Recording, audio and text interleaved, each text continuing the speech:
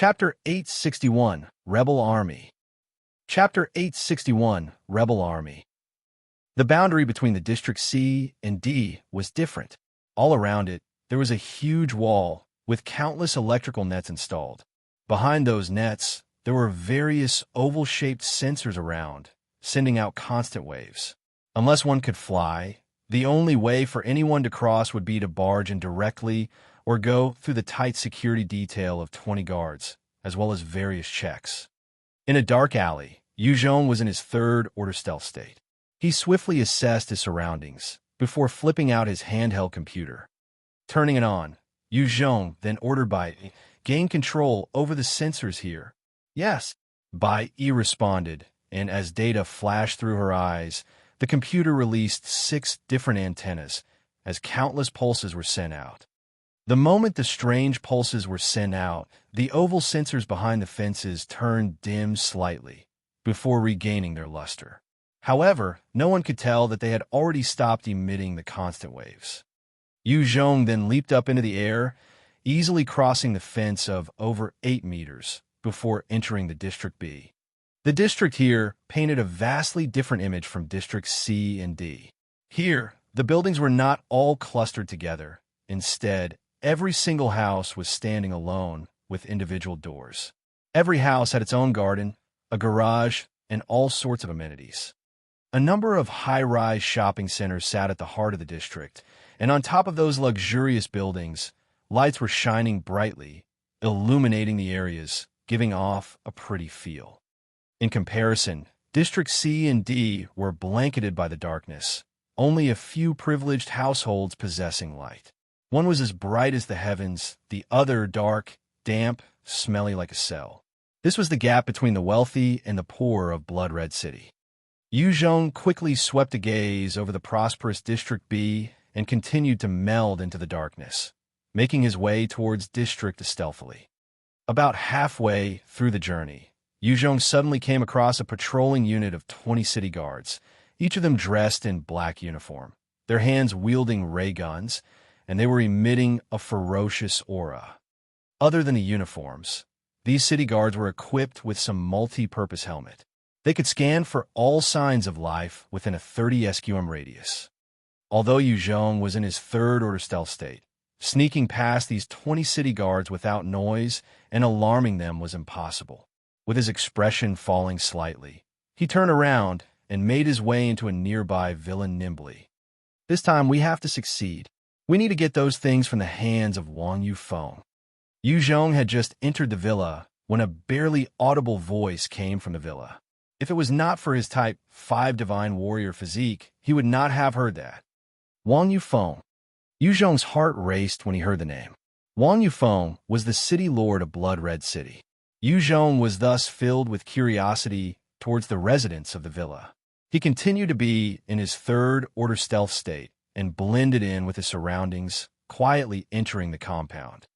Within the villa, there were all sorts of sensors and radar equipment, preventing powerful experts from sneaking it.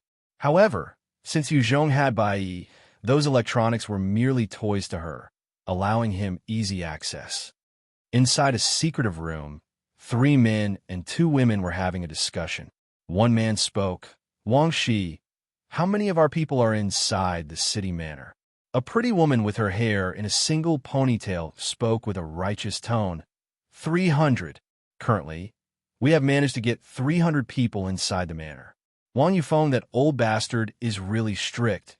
That's why it's hard for our people to gain entry. These 300 is already the maximum limit. However, based on the intel from CC, a majority of the city guards have been selected for training. This is the best chance for us. The first man turned to the muscular man beside him. 300, it's enough.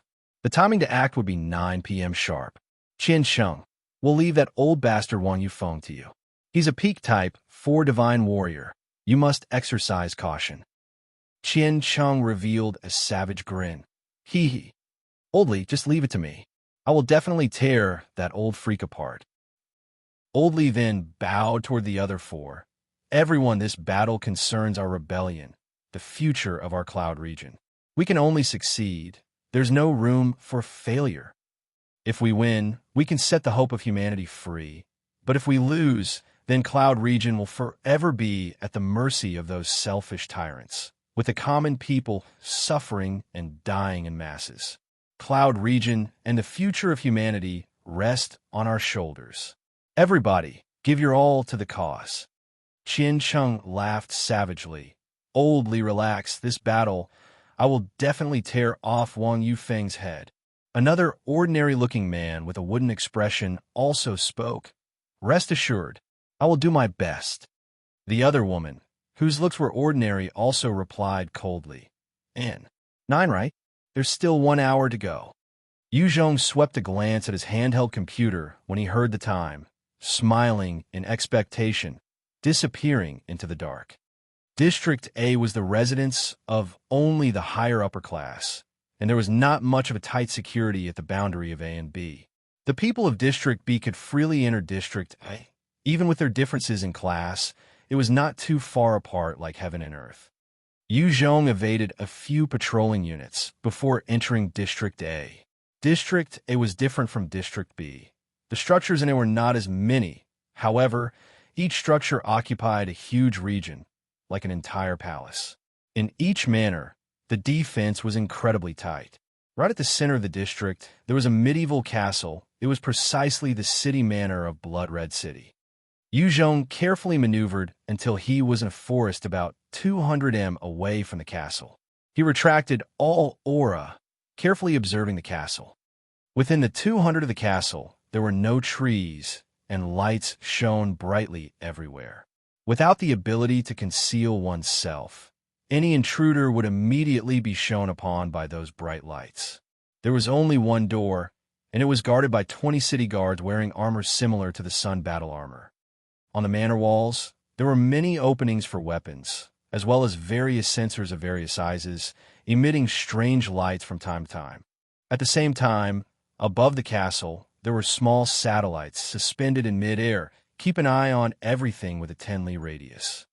Seeing this, Zhong could fully sense the technology that once ruled over this planet, far surpassing that of Earth. Yet the slums of District D could not compare to even farmers on Earth, not experiencing the extent of the technology. Zhong maintained his position, asking softly, "By E, are you able to control that satellite in the sky?" If he could not deal with that satellite in the sky, then it would be impossible to infiltrate the castle. At the same time, it was the eye of the weapons within the manor, allowing all sorts of weapons to be trained on Zhong. Bai Yi's eyes started to flash with data before she replied, I can gain control over the satellite. It would take 3 minutes to break into it. However, it would alert the people inside. If I crack the system quietly, it would take 10 minutes. Please choose your option. Zhong quietly. Yes. Bai Yi's eyes began to stream with data. Bai Yi suddenly asked, Master, other than me, there's someone else intending to hack into the system, gaining control of the system. How should I deal with it? Another group? Zhong frowned. Are you able to gain control? Then pretend to let them have control. Bai Yi replied, Yes. Zhong immediately quipped, Then do that. Yes. Bai Yi responded and her eyes flashed with data. Someone's coming. Ever since he evolved to the Type 5 realm, his sense had heightened, and he could hear faint footsteps approaching. He activated his third-order stealth, melding into the night, and climbed up a tree, retracting all aura and sins of himself, blending into the environment. A number of guards with black uniforms, multi-purpose helmets, ray guns, marched over, and the forest was soon overtaken by guards. The third-order stealth was incredibly efficient, concealing Zhong entirely, causing him to be just like a rock. 7 soldiers came to under the tree that Zhong was on. However, they did not notice him at all. The soldiers could sense all life forms within 30 SQM, but they were actually unable to pick up Zhong. They were nonetheless well-trained, and they got on the ground, becoming as quiet as the surroundings as well, the atmosphere slowly turning tense. Chapter 862, Reapers. Chapter 862, Reapers. One officer glanced at his watch before he suddenly barked, It's time. Attack. At the same time, a number of soldiers carrying ray guns, charging out from the forest like leopards, storming towards the castle. Gotcha! Following some loud cracks, the surrounding lights were all extinguished. As darkness covered the area, it provided the soldiers with the best cover. What's going on? What happened? Keep calm. Keep calm. Eradicate those damn traitors. The lights around the castle suddenly went dark, and the entire manor was thrown into panic and chaos. Due to the various officers being caught off guard, they issued different orders. From the gun holes in the castle wall, multiple beams fired out in the dark without any clear targets. In the dark, such shots were mainly useless, the majority of them passing through the air and striking the trees and boulders around. The morale of the rebel troop rose sharply as they maintained their silence and dashed towards the castle quietly. One of the officers shouted loudly, "Missile! Launch the guided missiles! Quick, get rid of those pests!" Outside the castle, a small mountain about 2 kilometers away suddenly split open, revealing a number of missile launchers. Missiles were fired, shooting towards the entrance of the manor like meteors. No! The officer looked at the bombardment of shots coming for them, and his eyes flashed with despair as he screamed out, "Get down!" The soldiers who were about to charge also quickly got to the ground. Honk! Honk! A number of missiles slammed into the castle, causing the walls that were made out of alloy to be blasted apart, and a powerful shockwave spread out, enveloping the soldiers who were consumed by the billowing flames as well. Before the soldiers even got to display their strength using the equipment similar to the sun armor, they were consumed by the flames and explosion, leaving nothing behind. Zhong watched the tall and thick wall made entirely of alloy concrete come crumbling down, his heart shocked. What a terrifying blast! Even a Type 5 Divine Warrior would not fare better without any defense equipment. The technology of the humans on this planet is truly terrifying. The alloy concrete was similar to the reinforced concrete back on Earth. However, the defense was more than 10 times of that on Earth. If an electromagnetic beam blasted out on reinforced concrete, it could easily penetrate a 5 m thick wall. However, the same beam only managed to create a 20 centimeters hole in the alloy concrete wall. Charge! Eradicate all those damn worms! A military officer roared out in rage and charged towards the inner parts of the manor. Over 100 soldiers followed closely behind, charging towards the manor. The city manor occupied a large part of Red Blood City, just barely smaller than the Forbidden City of Earth. The soldiers continued to charge in their bloodlust and madness. The two units clashed in a mad slaughter the moment they encountered each other. Zhong remained outside and saw the 5 leaders from the villa whose conversation he had overheard. "Huh, dog's hit. Go to hell. Go to hell. Die." Qiong was in a Type 4 mutant nuclei battle armor, his spear flashing out like a mad demon as he charged into the formations. The spear in his hand continued to pierce out with powerful energy blades, easily slicing up many soldiers as fresh blood splattered everywhere. No one was a match for him. A number of small units charged towards Qiong, only to be slaughtered within a few breaths. He was like a spearhead that charged right through all obstacles, edging closer towards the manor. As both sides were engaged in an all-out slaughter, Zhong activated his third-order stealth, noiselessly blending into the dark. No one noticed him. The stealth ability was one to conceal the user and all traces of his or her presence. After reaching the third-order stage, it was even more powerful, almost to an unbelievable extent. Zhong could walk comfortably in the dark as though enveloped by it. No matter how much an ordinary person might stare, they wouldn't be able to see Zhong. Zhong continued to sneak through the manor, moving towards the center of the place. Based on Bai Yi's report, the central computer sat right at the center of the manor. However, it was being protected by some form of an energy barrier. Thus, Bai Yi could not send out her long-range electromagnetic wave to gain control. The rebel army continued to tear through the defenses one by one like slashing down tall blades of grass. Suddenly, a loud rumble sounded from afar, and 5 huge battle robots soared through the skies, heading for them. Behind their backs, there were multiple Type 3 and Type 4 nuclei, with countless runes engraved all over their frames. They even wielded electromagnetic cannons. Oldley looked at the appearance of the 5 robots, and his face fell, roaring loudly. "It's the Reapers! Everyone scatter!" When the soldiers turned their heads, their faces lost color as well, and they quickly dove for cover while firing their weapons at the incoming Reapers. Multiple beams that could easily pierce through RH-2S fired towards those 5 Reapers. The runes on the 5 Reapers lit up, and a powerful energy shield was conjured in front of them, blocking the assault of those beams. Zhong's eyes lit up at the sight of that, sighing in spite of himself. Energy shield conversion technology. This is actually combined with the mech technology. This planet's technology is truly amazing. With the energy shield conversion, the defense of these Reapers was even more powerful than those RH-2S. Even a mid-grade Dino General would not be able to tear apart such a robot with his bare hands. If it were the RH-2S, an ordinary Dino warrior could rip one apart easily. After the 5 Reapers managed to block the assault of those guns, their shoulders opened up, revealing multiple cannons, and a number of rockets were fired out in all directions. Hong! Hong! Hong! As the explosions rang out without stop, the soldiers hiding behind cover were instantly obliterated by those missiles.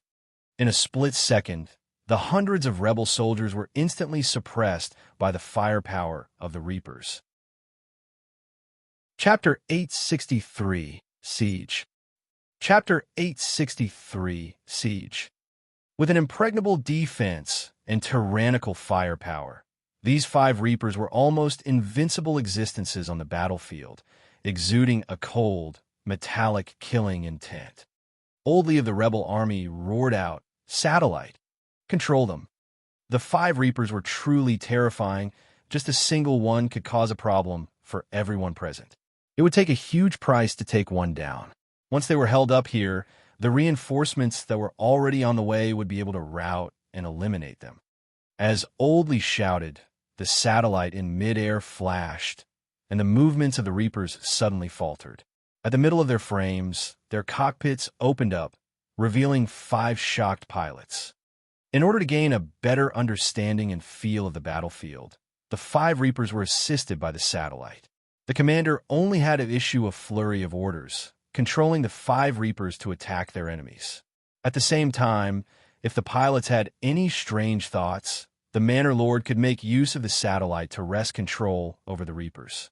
This design had turned out to be a flaw of the Reapers. The moment the cockpits opened up and the pilots exposed, the rebel army began to fire out, their beams tearing into the 5 pilots. Once that was taken care of, the 5 Reapers ceased all movements, staying quietly there. 5 other soldiers quickly charged out from the rebel army, leaping into the cockpits, becoming the new pilots. One of the officers from the manor roared out with fury, "Crush them! We cannot let the Reapers end up in the hands of the rebels."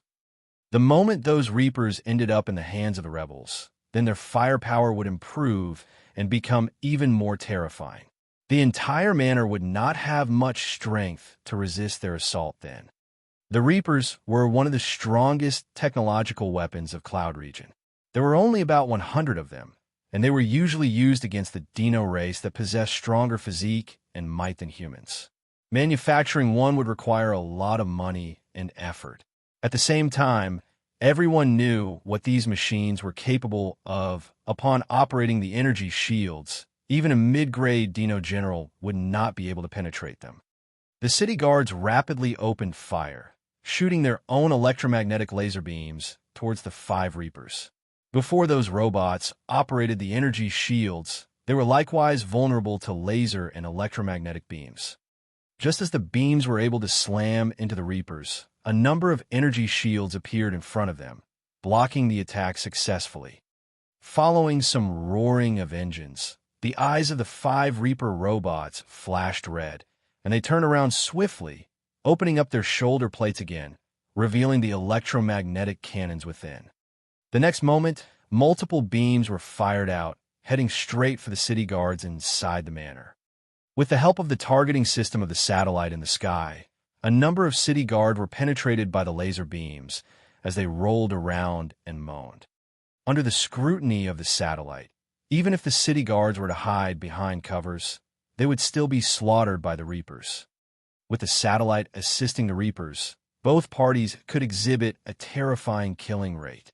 In an area of about 2 square kilometers radius, their error margin would be within 0.2 m. Due to the sheer might of the combination of both equipment, the city manor specifically had a satellite installed. One officer shouted out, "Radio wave shield! Quickly, deploy the radio wave shield!" After he shouted his orders, a number of radar discs suddenly emerged from the city manor, emitting powerful radio waves outwards. The powerful radio waves instantly cut off the connection between the 5 Reapers and the satellite in the sky, preventing the efficient targeting system from slaughtering their city guards wantonly. He suddenly spoke up with a warning. "Warning! Warning! Due to the presence of radio waves, I've temporarily lost control of the satellite. In order to regain control, we must leave the affected region."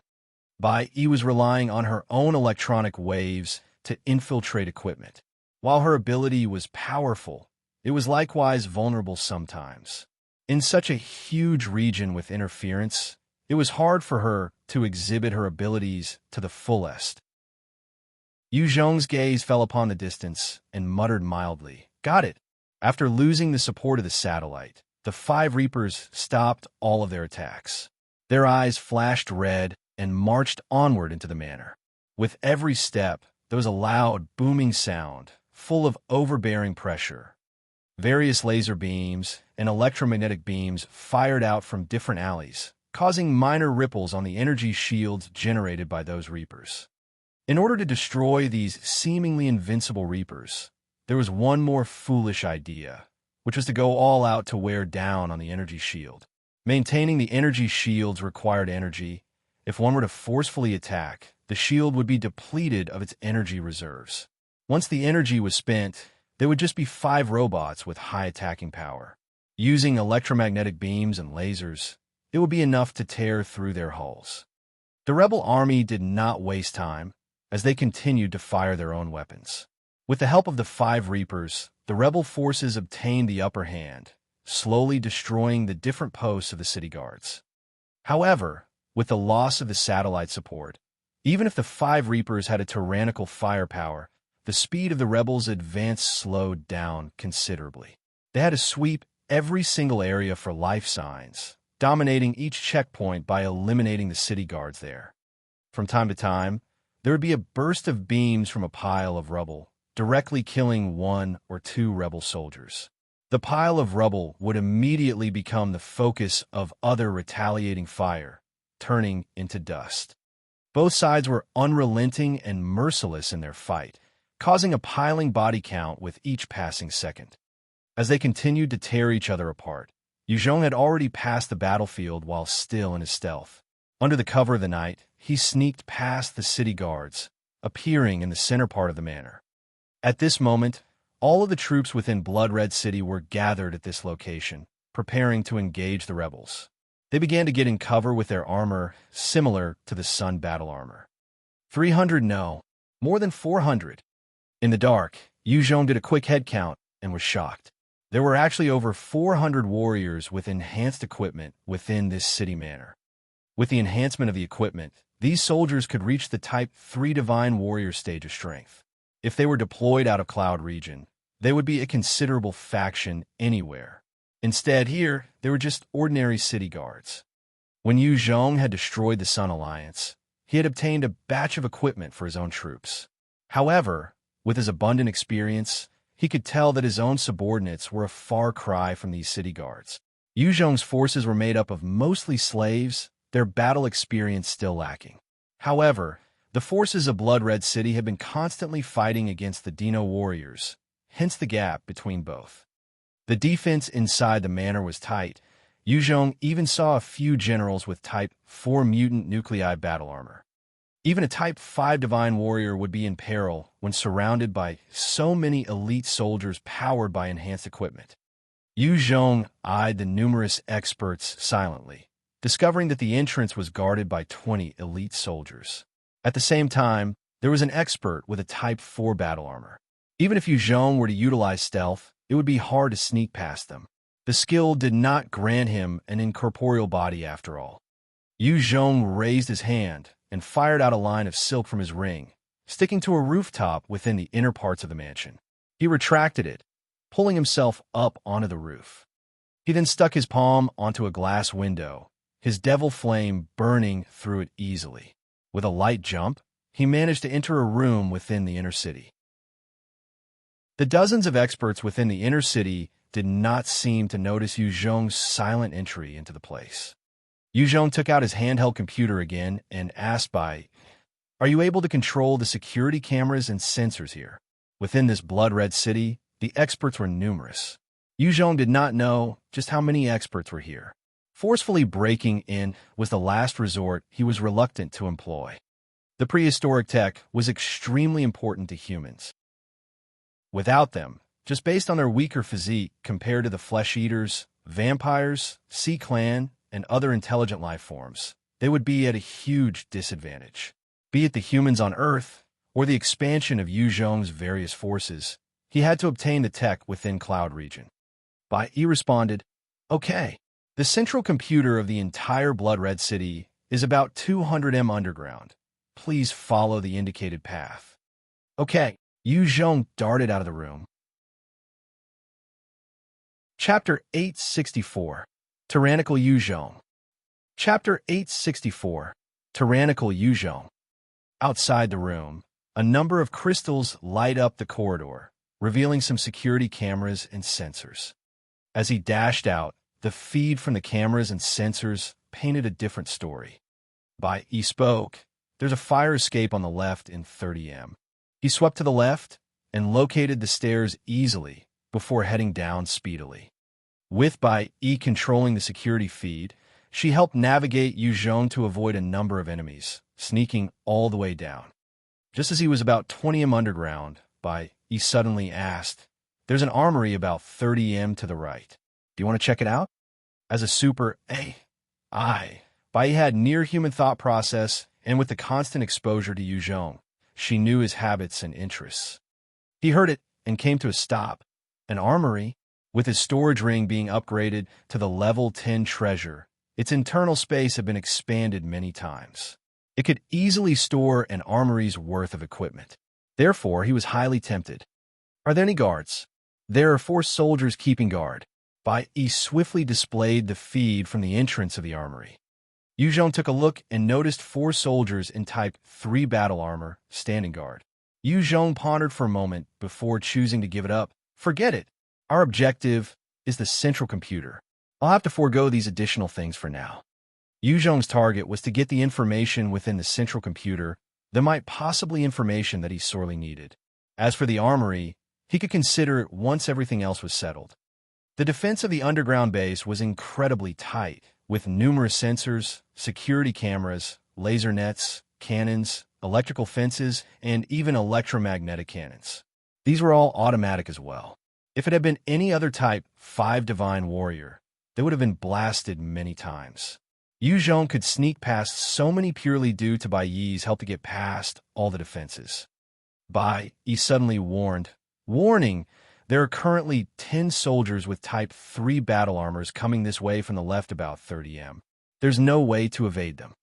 Zhong's eyes flashed icily, and his body flickered forward, dashing towards the location. "Since we can't evade, we will eradicate them." In a breath's time, Zhong had reached the corner, slamming into the midst of the soldiers like a hurricane. With his blade out, a number of slashes caught them by surprise. While these 10 soldiers were experienced fighters of countless battles that had crawled through rivers of blood and mountains of corpses, against the sneak attack of a Type 5 Divine Warrior like Zhong, they were unable to react at all. Their heads had rolled to the ground in sprays of blood by the time Zhong flashed past them. When he was done, he quickly removed their Type 3 armor and battle spear, keeping them in his storage ring. They were top equipment, and he would not pass up on them. After looting them clean, Zhong continued through the tunnel. Just as he was about to step through another gold-alloyed door, a powerful sense of danger arose in his heart. He leaped up to the roof of the tunnel, his entire body billowing with his dark dough qi, keeping him latched on the surface. At the moment Zhong jumped, a number of electromagnetic beams shot out from the door, blasting the area full of holes. Had Zhong been through the door, he would have been turned into a sieve. Since Zhong's evolution to the Type 5 realm, his body of steel ability was at the third order stage. Even heavy caliber bullets and small cannons would not be able to pierce through his body. However, it was insufficient for him to block laser guns, ray guns, and electromagnetic beams. A voice filled with resentment traveled up.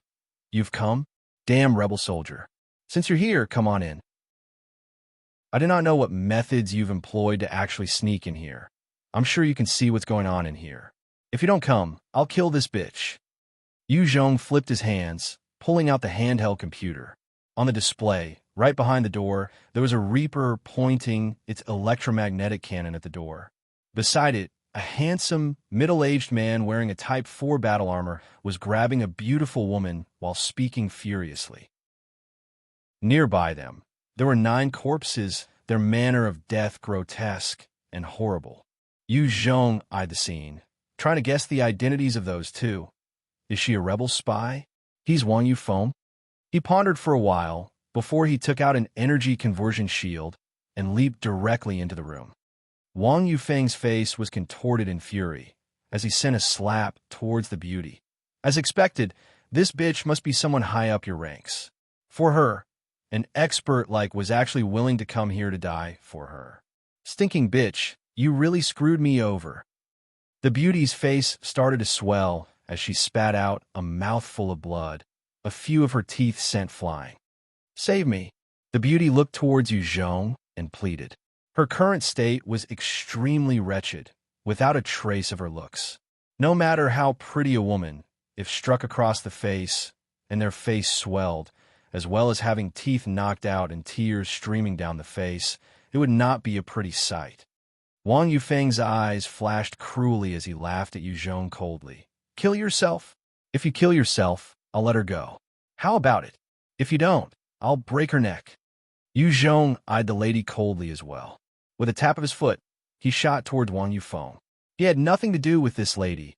He would not put his life on the line for some stranger. Wang Yufeng stared fixedly at Zhong. The moment Zhong moved, he barked out, "Ah Qiong, kill him!" The front armor of the Reaper opened up slightly, but it was immediately closed off again. At the same time, countless alarms blared within the robot's frame as the instruments and equipments went haywire. The pilot tried frantically to restore order, to no avail. Beast!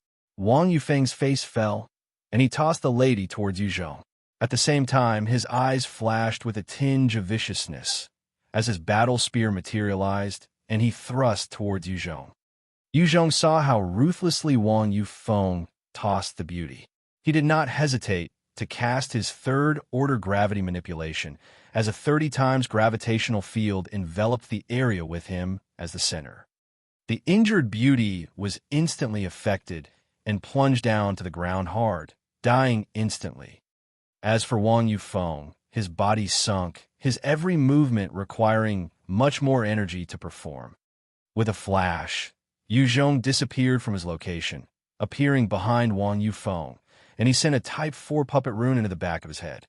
There was a glow of light, and Wang Yufeng fell into a coma, the Type 4 puppet rune entering his brain. Have I become this strong? Zhong wondered in excitement and felt a sense of accomplishment at the split-second defeat of Wang Yufeng. Wang Yufeng was a peak Type 4 expert. With the enhancement of his battle armor, he could reach the Type 5 stage, and yet he could not take a single strike from Zhong. After defeating Wang Yufeng in a single move, Zhong looked at the Reaper, and the cockpit was released, revealing the pilot inside. Go to hell! Go to hell! The pilot shouted aggressively, pulling out his gun at his side, as he fired multiple shots at Zhong.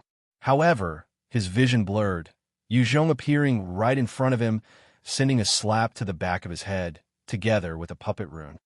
Zhong then proceeded to flick towards Wang Yufeng's head with his finger wrapped in dark dough qi, sending a gust of wind at him, waking him up.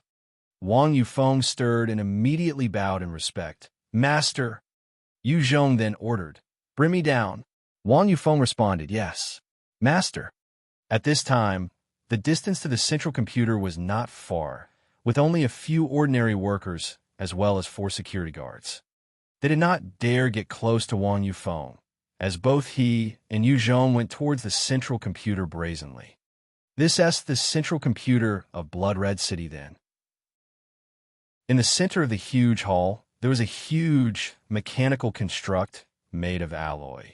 It was blood red in color, and there were dozens of displays on it, as well as multiple buttons and lights. Right in the middle of this structure, there was a Type 5 mutant beast nucleus, countless mysterious runes emitting out of it. Each time the nucleus glowed, it felt like the beating heart of the computer. Chapter 865. Situation Under Control. Chapter 865. Situation Under Control. By Spoke. This central computer possesses some highly advanced anti-radio wave invasion technology. My waves cannot affect it. Please place me closer. Zhong followed her instructions and set down the handheld computer right beside the metallic construct. A number of fine gold alloy cables stuck out from the computer and inserted themselves into the central computer. In an instant, Bai Yi's eyes turned into flowing streams of data. The displays of the central computer suddenly lit up, and numbers and data flowed past each of the screens. A bright flash occurred, and Bai Yi's image appeared on them. She then spoke up, "Master, I've already gained control of the central computer. After a thorough search, this system does not possess any information on any technology or anything from their history." Zhong was filled with disappointment. Not at all. This time, Zhong's main objective in infiltrating Blood Red City was to obtain the technology that the Cloud region possessed. Without getting what he came for, he was truly dismayed. Wang Yufeng spoke, "Master, all of the technology and information of Cloud region is stored in the capital city that is under the charge of the Master, Wei Ming Qing. All of the other subordinate cities would not have the information. However, I have a few subordinates who had worked on those prehistoric technologies before." Zhong's eyes lit up slightly. That isn't too bad. Talented people who had worked on any tech were valuable to Zhong. With human resources, Zhong will be able to train up a new batch of talents. However, while it was easy to talk about training new talents, in reality, it was never easy, especially for this world. This was because this world was backward in terms of their foundations. Most of his current subordinates were illiterate. They were courageous when getting them to fight enemies. However, to get them to conduct research into technology, it would be difficult. After all, the majority of them could not even perform the simplest of arithmetic calculations.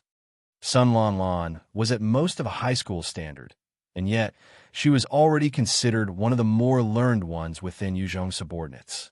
Every day, there would be increasing people learning to read under her tutelage. Bai Yi suddenly said, "Master, the central computer not only controls all the automation and electronics within the city, it also has access to 2 armed satellites and 4 reconnaissance satellites that orbit around 20 kilometers above the Shuel Luo 20 forts." Zhong stirred. "Armed satellites? What kind of weapons is on them? What's the effective range?" "They have 10 mega laser cannons, an effective range of about 30 kilometers. Zhong turned to Wang Yufeng, who was standing respectfully beside. "Wang Yufeng, since Cloud region has the strength to manufacture low-altitude satellites, how come you guys don't utilize those space ones?" All around the Blood Red City Manor, there were many low-altitude satellites. Although they were incredibly useful in terms of security and energy consumption, it was definitely incomparable to those space ones. Zhong did not understand why they did not fire those space-armed satellites, since it was entirely possible for them to do so with their technology that surpassed Earth. Wang Yufeng responded, "It is not that we do not want to, it's that we cannot. Those hundreds of armed satellites are the remnants of the era before the Great Devastation. They are all under the control of the Dino people. Some of the ones that we built and sent up had been destroyed by those armed satellites.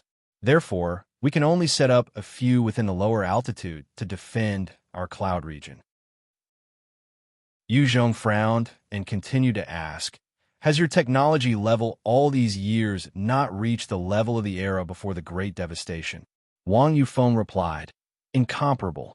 After the Dino race defeated our human race and became the rulers of this world, most of the factories and research labs have been destroyed, with countless amounts of knowledge and technology buried along with the past. Our cloud region had barely managed to hold on to some and develop from there to get to where we are today. Since most of our science came from the past, we have not yet broken through. Zhong then asked, other than the Reapers, are there any special weapons of war within Cloud Region? Wang Yufeng replied softly, there are 36 laser cannon-mounted vehicles, 472 laser mirror guns. Some of our city guards are equipped with Type 5 enhancing armor. We also have an aerial robot combat unit, as well as self-guided missiles. The strongest would be one and only Raytheon cannon sitting within the capital city. The range of the Raytheon cannon is over 20 kilometers. The firing rate is once every 4 minutes, and its area of impact is about a 1-kilometer diameter. Even a Type 6 mutant beast would be killed instantly by the sheer might of the cannon. It's the strongest weapon of Cloud Region, and a remnant technology of the past era. Zhong's eyes flashed with delight. So there are still other strong weapons within Cloud Region. It truly is the last stand of humanity then. The stronger the Cloud Region's technology was, the better it would be for his strength. Bai suddenly issued a warning, displaying an image at the same time. Warning! Warning! The rebel army had already broken past the final city defense. The estimated time for them to reach our current position is 10 minutes. On the various displays, many rebel soldiers were currently making their way over. Some city guards had even joined in as they launched their own assault inward. Currently, many of the city guards have been forced to retreat behind cover. However, the might of the 5 Reapers were constantly unleashed, obliterating those soldiers. Seems like it's time for us to make a move. Let's go. Zhong glanced at the display, taking the handheld computer up as he made his way out. Wang Yufeng followed tightly behind. After Bai had gained control of the Blood-Red City's central computer, the entire underground fortress had become a death trap. Even if the Reapers were to charge in, they would be torn apart and ripped to shreds by the various defense systems. There was no need for Zhong to be worried about defense at all. Initially, Zhong had managed to infiltrate easily because of Bai gaining control over the various automated defenses. If it had been any other Type 5 Divine Warrior, they could not have done what he did. Go to hell! Go to hell! In front of the city manor, Qiong was screaming like an enraged demon, spearheading the charge in. Everywhere he went, the city guards would be torn to pieces. Seeing the seemingly invincible enemy tearing through their ranks, many of the city guards lost their fighting spirit as they retreated frantically into the inner city. Some even got down on their knees and surrendered. Humans were, after all, not robots. No matter how ferocious they might be, there would be a point where morale would fall and crumble. Furthermore, these city guards were facing their own kind, not the Dino warriors. This affected their degree of willingness as well. Stop! Following a cold bark, a number of automated defenses that had been quiet all these while suddenly came to life, firing multiple beams at the rebel soldiers. When Qiong saw those beams, his face fell and he ducked to one side. The commander of the rebels, Old Li, also shouted out with alarm, "Hidden attack! Hidden attack! Reapers, you're up!" The 100 of rebel soldiers parted, ducking behind cover. Reapers, attack! Why aren't you attacking?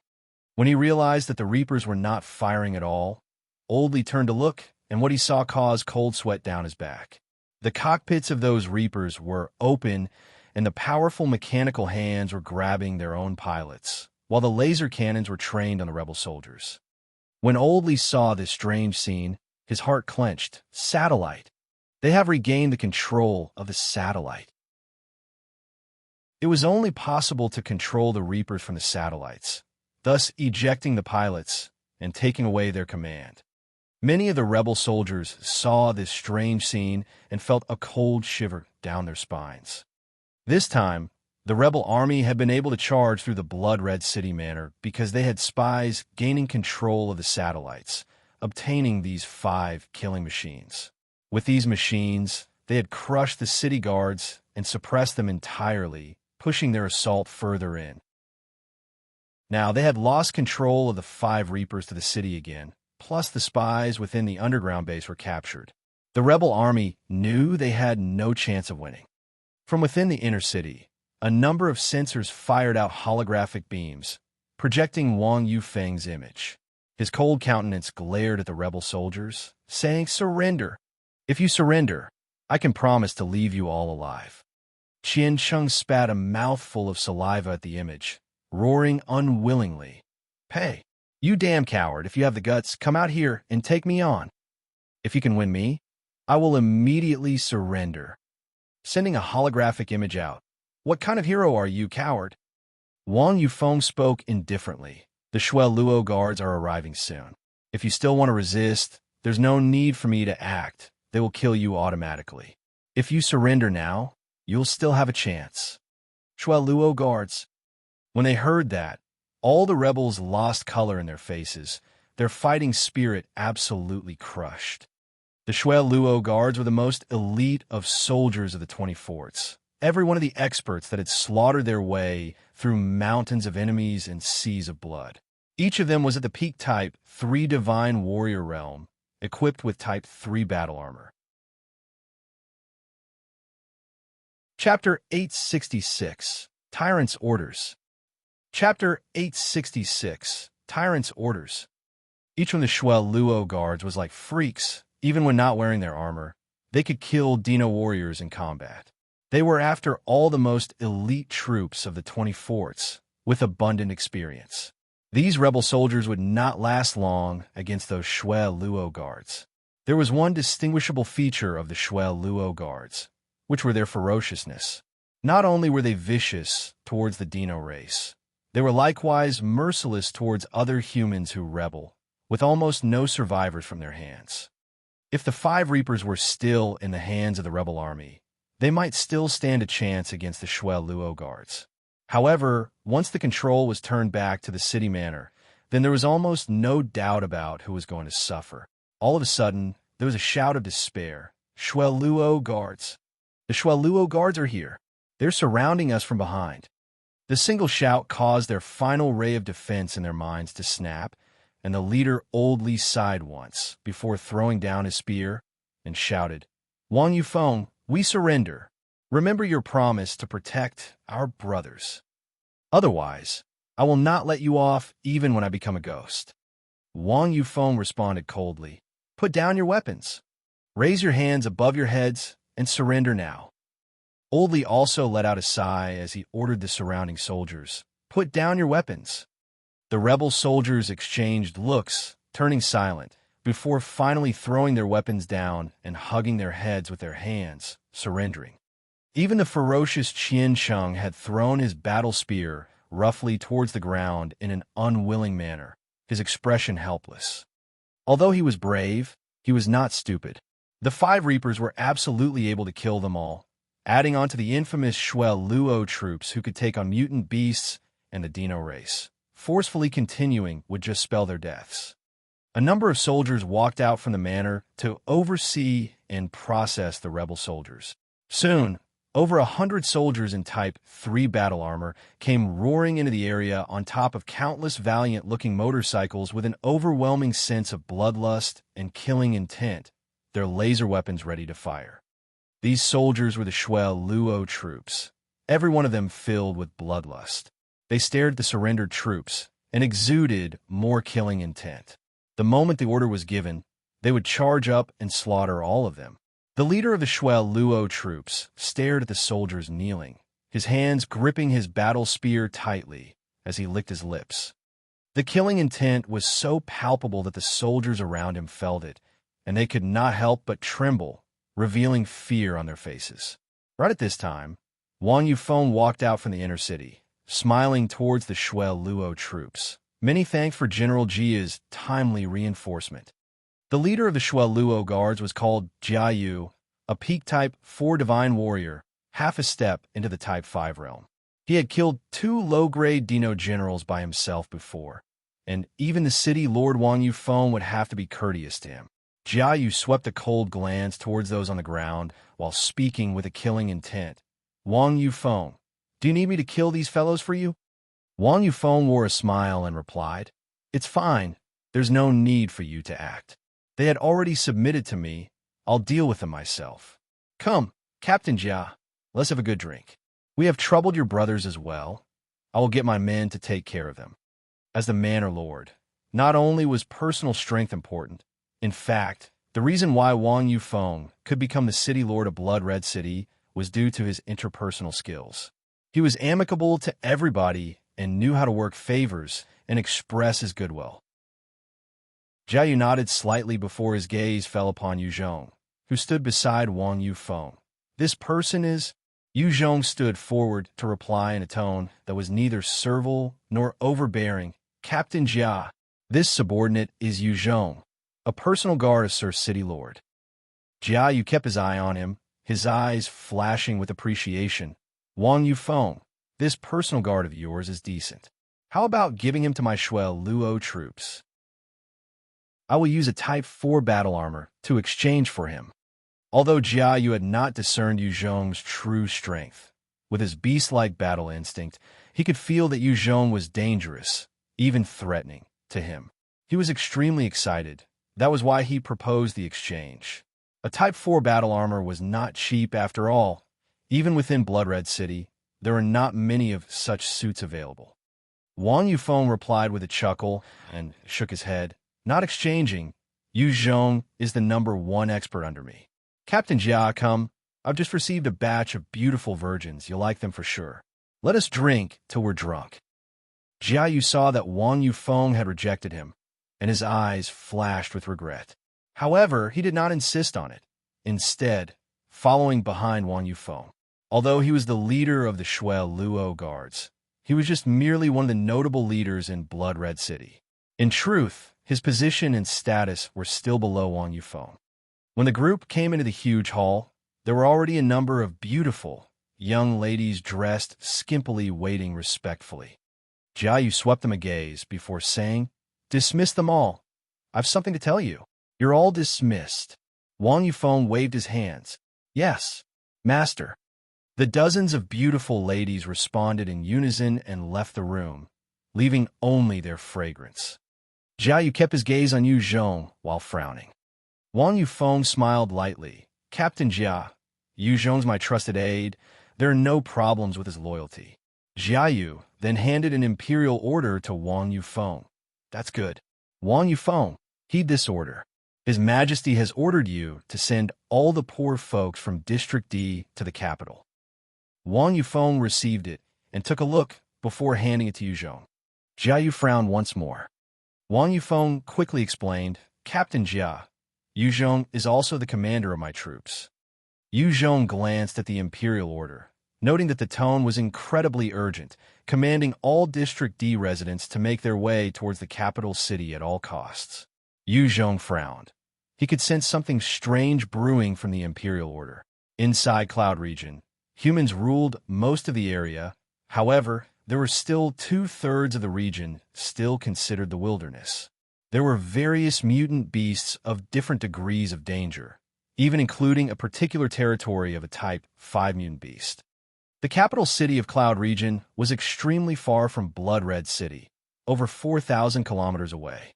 In order to move over hundreds of thousands of people through that distance, it would require massive resources, and if preparations were inadequate, there would be deaths. The technology of Cloud Region was two-pronged, but while the combat area was advanced and revolutionary, the technology used by civilians were simple, even backward. The distance between the Blood Red City and Capital City was actually 4,000 kilometers, and yet there were no railroads or systems of mass transport in place. If ordinary people were to use their own legs to travel a distance of 4,000 kilometers, it would definitely result in numerous casualties. Zhong fell silent for a while before asking, Captain Jia, do you have any idea why His Majesty would pass such a command? Jiayu's tone turned frosty as he eyed Wang Yufeng. I do not know. However, as military, we serve and obey. Since His Majesty has passed such an order, we just have to follow. Wang Yufeng, tomorrow, you had better get started on carrying out the order. Do you understand? Jiayu is a simple military man, only knowing to carry out orders from his superiors. He did not care how many lives could potentially be lost from such an order, and he was not clear what the consequences of such an order would be. He had never thought about it. Zhong was silent and replied, I understand. We will carry out His Majesty's orders with immediate effect. Hearing Zhong's response, Jiayu's countenance turned slightly better. That's good to hear. Wang Yufeng then laughed and pressed a button. Since our official business has concluded, let us enjoy ourselves. Men. Not long after Wang Yufeng gave his orders, the women came back into the hall and started performing a dance. The serious Jiayu also began to relax, pulling a beautiful woman into his embrace, his hands roaming everywhere. Although he was a military person, he was also hot-blooded after all. To him, playing with women was an ordinary thing. As Jiayu was enjoying himself and immersing in pleasure, Zhong handed a small piece of paper to Wang Yufeng. Wang Yufeng glanced at it before turning the paper into ash. He then nodded to Zhong, who dismissed himself noiselessly. Within the inner city, there was a huge underground prison. Right now, the usually empty jail was packed with the rebel soldiers who were all in low spirits. The higher command of this rebel soldiers was gathered together in another cell, the wooden-faced male sighing gently. This time, we're finished. This cell was filled with all the important commanders of the rebel army. Of the 5 commanders who had gathered in secret, there were only 4 left: Old Li, Qiong, wooden-faced, and ponytail beauty. The ordinary woman with extraordinary strength had died on the battlefield. Old Li and the rest were tied up tightly with silk from a mutant tooth spider. The silk was incredibly tough, to the point where even a Type 4 divine warrior might not be able to escape from them.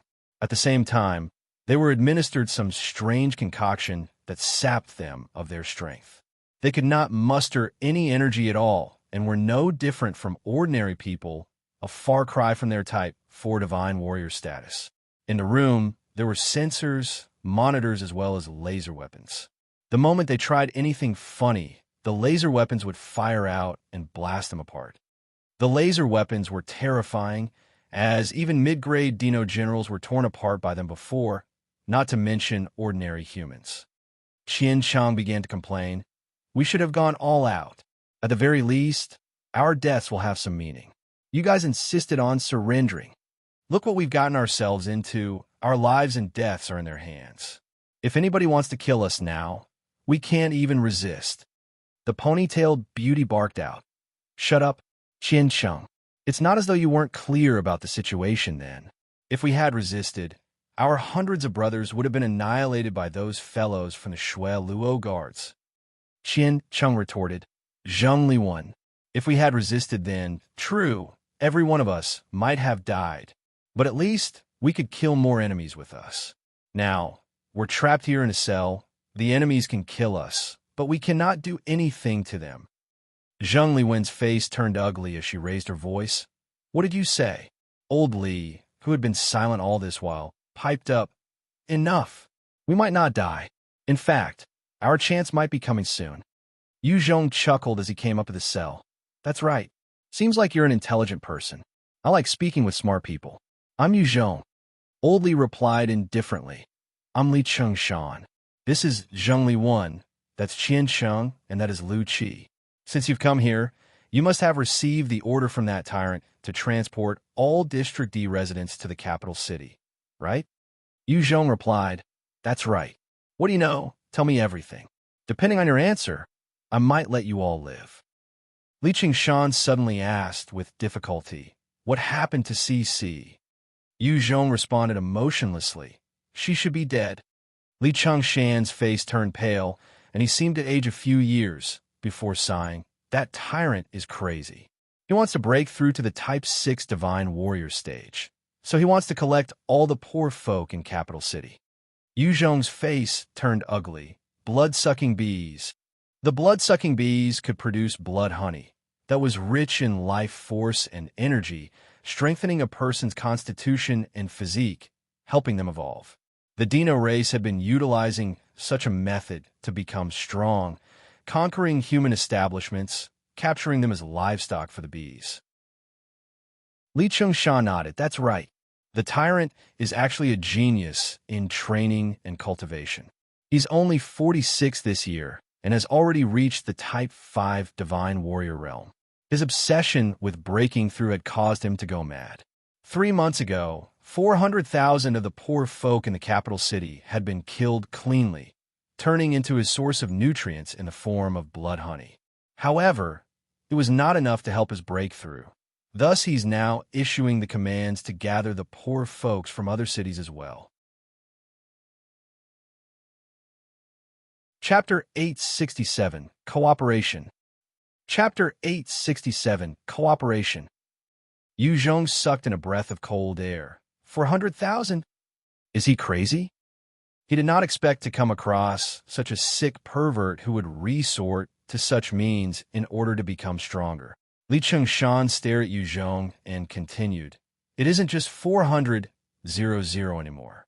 Before we came to Blood Red City, based on our intelligence, over 800,000 had already died at his hands. We wouldn't have gathered so many like-minded compatriots otherwise. 800,000 humans. Monster." When Zhong heard the number, he could vividly imagine the mountain of corpses sacrificed. His heart turned cold, while at the same time, his wariness increased. This was the problem of dictatorship. The moment a tyrant appeared, it would be the downfall of the entire country, because there would be almost no challenge or way to control the tyrant. Qiong's eyes flashed as he tried to persuade Zhong. "Zhong, you've now understood the truth of matters. Join us. Let's overthrow the reign of Wei Mingqing." If Qiong could persuade Zhong to join their cause, then the rebel army would gain a powerful subordinate. Furthermore, the captured rebel soldiers would regain their freedom. Zhong paused before suddenly asking, "How many people are there in your organization?" Qiong's eyes flashed with a wary look. "When you join, I'll naturally tell you. Now, even if you kill me, I will not say." Zhong continued asking, "If I were to join your group, what position will I get?" Qiong replied craftily, "That depends on your contributions. If you join us and release the hundreds of soldiers here, you can gain a pretty decent position when we go out." "All right, you've convinced me. You may come out." Zhong chuckled and waved his hands. Following the whir of some motors, the strands of mutant spider silk came undone. Some mechanical arms came out from the sides of the room, injecting the antidote to the strength suppressant in the bodies of the 4 leaders, absolving their weak state. Qiong stepped out and chuckled at Zhong. "Kid, you're not too bad, eh?" The other 3 looked at Zhong warily. They were not as simple-minded as Qiong. Here, it was obviously Zhong's turf. He just had to give an order, and the automatic defense would fire at them, blasting them into pieces. Even a low-grade Dino general would not be able to defend against laser beams and electromagnetic cannons. Their lives were still in Zhong's control. Qiong bowed his thanks. "Many thanks." Zhong replied solemnly, "Don't mention it. The 20 Shualuo forts, I want to know, how will you deal with that? Since you guys dared attack Blood Red City, there must be some method you've come up with to deal with that defensive structure." The Shualuo 20 forts had about 10,000 troops stationed within each tower, hence the total number reached about 200,000. Although not every single warrior of these 200,000 soldiers were seasoned veterans with hundreds of battles under their belt, they were still recognized as the elite that had experienced the most. These soldiers were not like those jokers from the Green region, who took up weapons and proclaimed themselves as factions. The weakest were equipped with defensive suits, multi-purpose helmets, and ray guns for weapons. These 200,000 soldiers stationed within the forts were like a sleeping beast lying in wait, tearing through any enemies. Right now, through Wang Yufeng, Zhong could command about 2,000 of the city guards. However, compared to the 200,000 soldiers of the Shui Luo 20 forts, it was incomparable. At the same time, there was plenty of advanced tech within the forts. Once they retaliated, the blood-red city forces might not be able to withstand them. Zhong might have already evolved to the Type 5 realm, which was rare for humans. But against 200,000 human elites that were armed to the teeth, his chances of success were infinitely small. Zhong stared at Li Chengshan, a huge pressure emitting from him. Li Chengshan knew that it was a critical moment. If he did not answer well, the four of them would likely be sealed again. The 200,000 soldiers of the 20 Shui Luo forts were considered one of the two top human forces. If they were to discard the advantage in equipment, they were the strongest force in Cloud Region. The other that could contend against them was the capital city guard stationed within the capital city. Their equipment was considered the best. There's a general located in each fort. In the first fort, which is the strongest 1st Shui Luo battalion, the General Zhong, he had already given the command not to participate in the struggle of Cloud Region. He's willing to stay within the first fort to focus on defense from external enemies. In the second and third forts, the two generals Wu Bao and Wei Wu are both Zhong, Yanni's close friends. They had likewise passed the order not to get involved in the civil war. Of the remaining 17 forts, some sympathize with our cause and understand why we're doing this. There are others who are part of us. If we can control Blood Red City, we will only have to deal with 10,000 or 20,000 of the fort soldiers. The powerful tech and equipment of the 20 Shui Luo forts are all within their forts.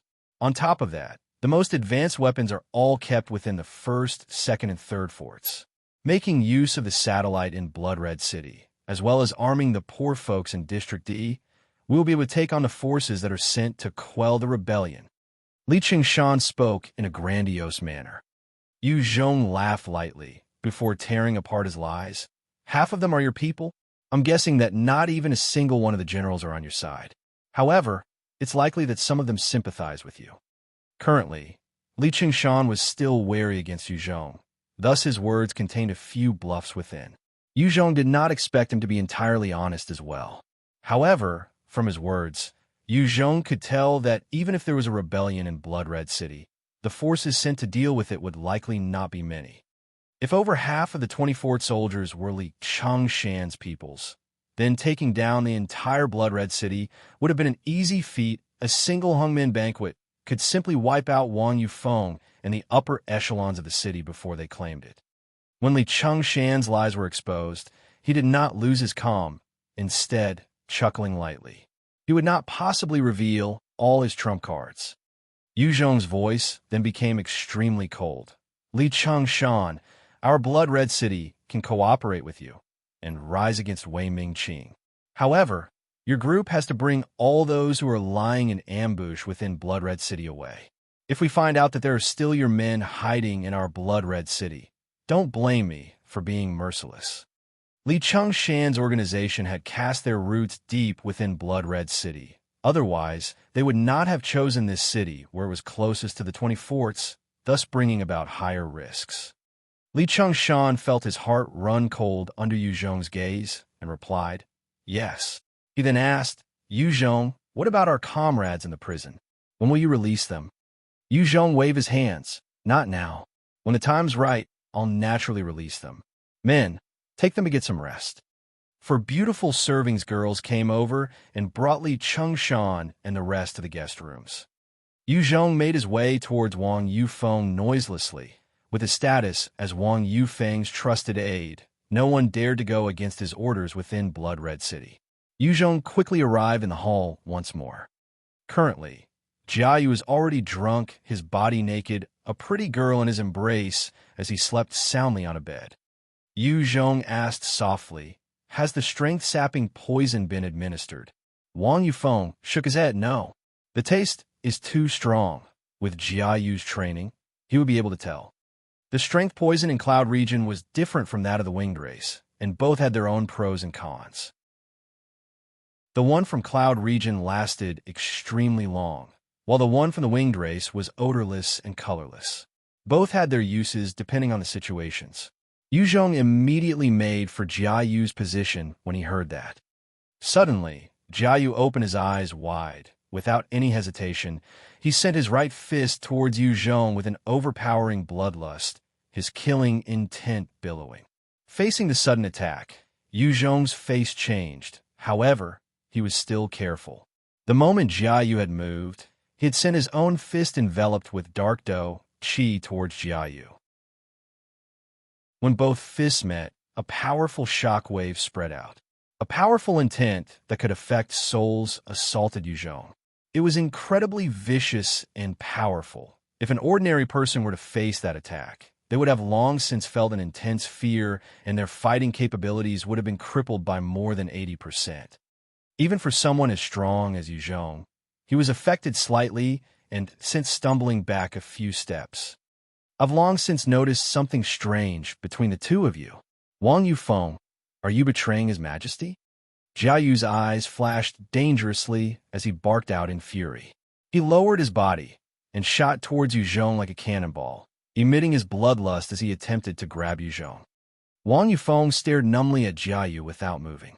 Without Zhong's order, since he had already accomplished what he had to do, he would stand there like a puppet with no self-will. This was the downside of the puppet rune. It could turn a person into a puppet, but they will lose their automatic will and self-preservation. Without Zhong's instruction, any of Wang Yufeng's trusted guards could see that there was something wrong with him. Chapter 868. Sneaking In. Chapter 868. Sneaking In. Jiayu was an observant expert. The moment he saw Wang Yufeng being strange, he roared out in fury. What did you do to Wang Yufeng? The same thing that's going to happen to you. Zhong's eyes flashed with a cold look as he activated his third-order gravity manipulation, enveloping Jiayu with a powerful gravitational field. When Jiayu was swept by that 30 times gravitational force, his entire body sunk, as though he was suddenly forced to carry over tens of thousand genes. Although it was a weight his Type 4 Divine Warrior strength could handle, his speed was affected. Zhong's eyes flashed with a strange glint, the dark dough qi on his body billowing out. He sent a powerful punch that whistled through the air, breaking the sound barrier as it smashed towards Jiayu's face. A look of hatred flashed past Jiayu's face. He did not retreat, instead, choosing to advance to meet the blow. His right hand slashed out towards Zhong's heart. He wanted both of them to suffer, killing Zhong at the expense of suffering a lethal blow. If Zhong chose to retreat, he would then unleash his own counterattack. The Shuai Luo Guard were ferocious and cruel to their enemies and themselves. Their means were simple yet effective, perfect for taking on the Dino warriors. Zhong's right hand slammed into Jiayu's shoulder like Mount Tai, without decreasing his speed at all. Under the enhancement of his dark dough qi, his right hand exploded out with a powerful might. With a loud crack, Jiayu's left shoulder was shattered by that blow. His entire body was sent soaring back dozens of meters. He slumped to the floor and spat out a mouth of fresh blood, his eyes filled with disbelief. How is this possible? How are you so strong? Who are you? Zhong's face was impassive as he darted and appeared right in front of Jiayu. His body suddenly split into three, all three Zhong's attacking Jiayu. Shadow clones. Jiayu's countenance turned paler. It felt like things were hopeless. However, he did not give up. Instead, curling his body as he used his right hand to support himself while his legs kicked out like hurricanes at the three approaching Zhongs. When the powerful kicks slammed out at the three Zhongs, they caused all of his clones to dissipate into nothing. At that moment, Zhong leaped out from behind one of them, his own leg slamming into Jiayu's body with a vicious and powerful force. Jiayu had no way to react nor defend himself in time. He was sent flying like a cannonball once more, spitting out a huge mouthful of blood. Zhong then disappeared from his location, a palm slapping towards the back of Jiayu's head, his strength knocking Jiayu out instantly. He then snapped his fingers, and a Type 4 puppet rune entered Jiayu's brain. After Jiayu received the puppet rune, Zhong then sent a gust of wind towards his forehead, waking him up. This captain of the Shuai Luo guards, a character that could cause fear and dread with the mere utter of his name, walked up to Zhong and bowed respectfully. "Greetings, master." Zhong then asked, "How many subordinates can you recruit over?" "I'm referring to those that are willing to betray Wei Mingqing's orders." Jiayu replied, "If it's disobeying and betraying Wei Mingqing's orders, I can gather 15 at most." The object of loyalty and subservience of the Shuai Luo guards have always been the king, his majesty. Many of us were trained and brought up in the capital. Even the head general Ouyang Wu Mia can be stripped of his title, should his majesty will it. Zhong then said, "Within the 20 Shuai Luo forts, how many generals are there that are wholly loyal to Wei Mingqing?" Of the 20 Shuai Luo forts, Fort 1 to 5 are immovable by Wei Mingqing.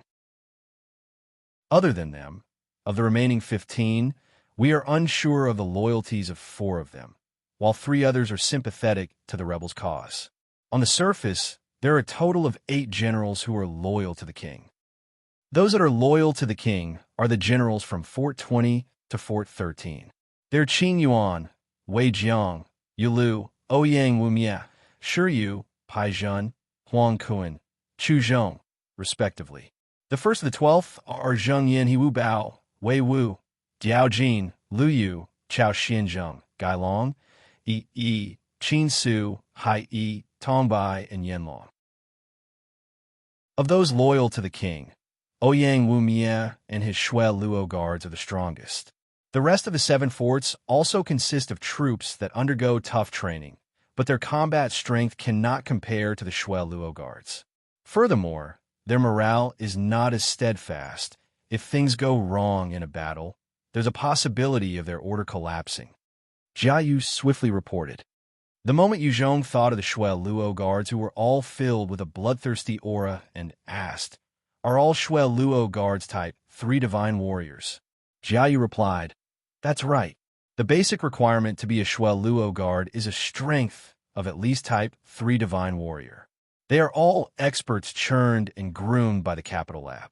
Zhong could not help but sigh when he realized the extent of the strength of the entire Cloud Region forces. Type 3 divine warrior. This was the level he was at himself when he just entered the second world. Any single Shuai Luo guard could become an overlord if thrown on Earth. If they were to add on their Type 3 battle armors, then they were basically unchallenged. Just the 10,000 Shuai Luo guards were enough to overthrow and become the strongest human faction within the Green region. "What about Ouyang Wumia?" Zhong asked. Jiayu replied, "He's an expert of the initial Type 5 realm. 3 years ago, when he returned to the capital, he was at that strength. He has the ability to manipulate ice and snow. His combat strength is terrifying. He's also one of the 4 Type 5 experts within the 20 forts. The other 3 are Zheng Yinhe, Wu Bao, and Gai Long. Even in a place like Cloud Region where experts were aplenty, Type 5 existences were still rare. Of the entire 200,000 troops stationed in the 20 Shuai Luo forts, there were only 4. With a wave of his hands, Zhong summoned 200 Type 3 puppet runes, as well as a Type 5 mutant beast bone marrow, passing them to Jiayu. "I got it. Jiayu, go convert all of your subordinates. This is for your injuries. Drink it." The bone marrow was a rejuvenation item. With a powerful life force like Jiayu's, only a bottle was enough to help him recover.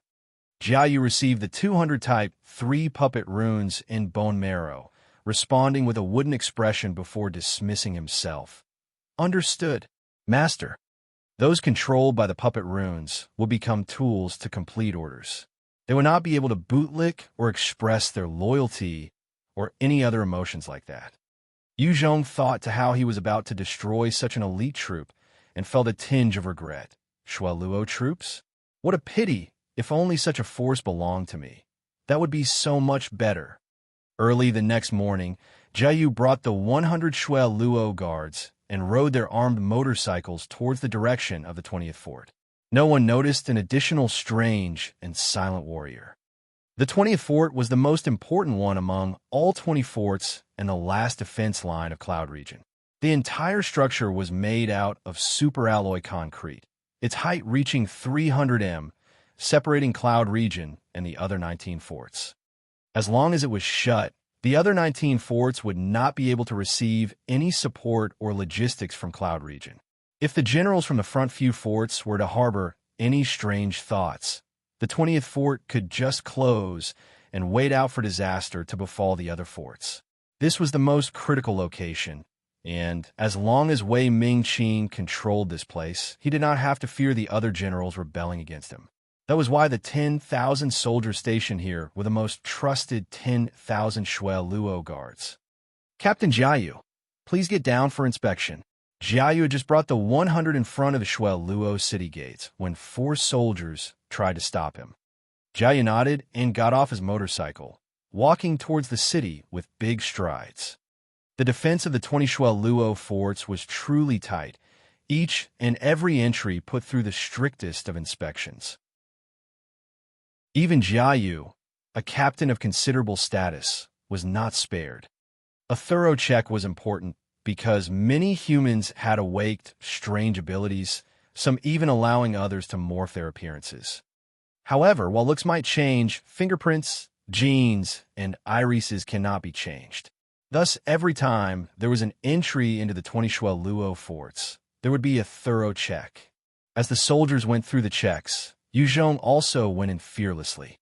Shui Luo guard, Zhongli.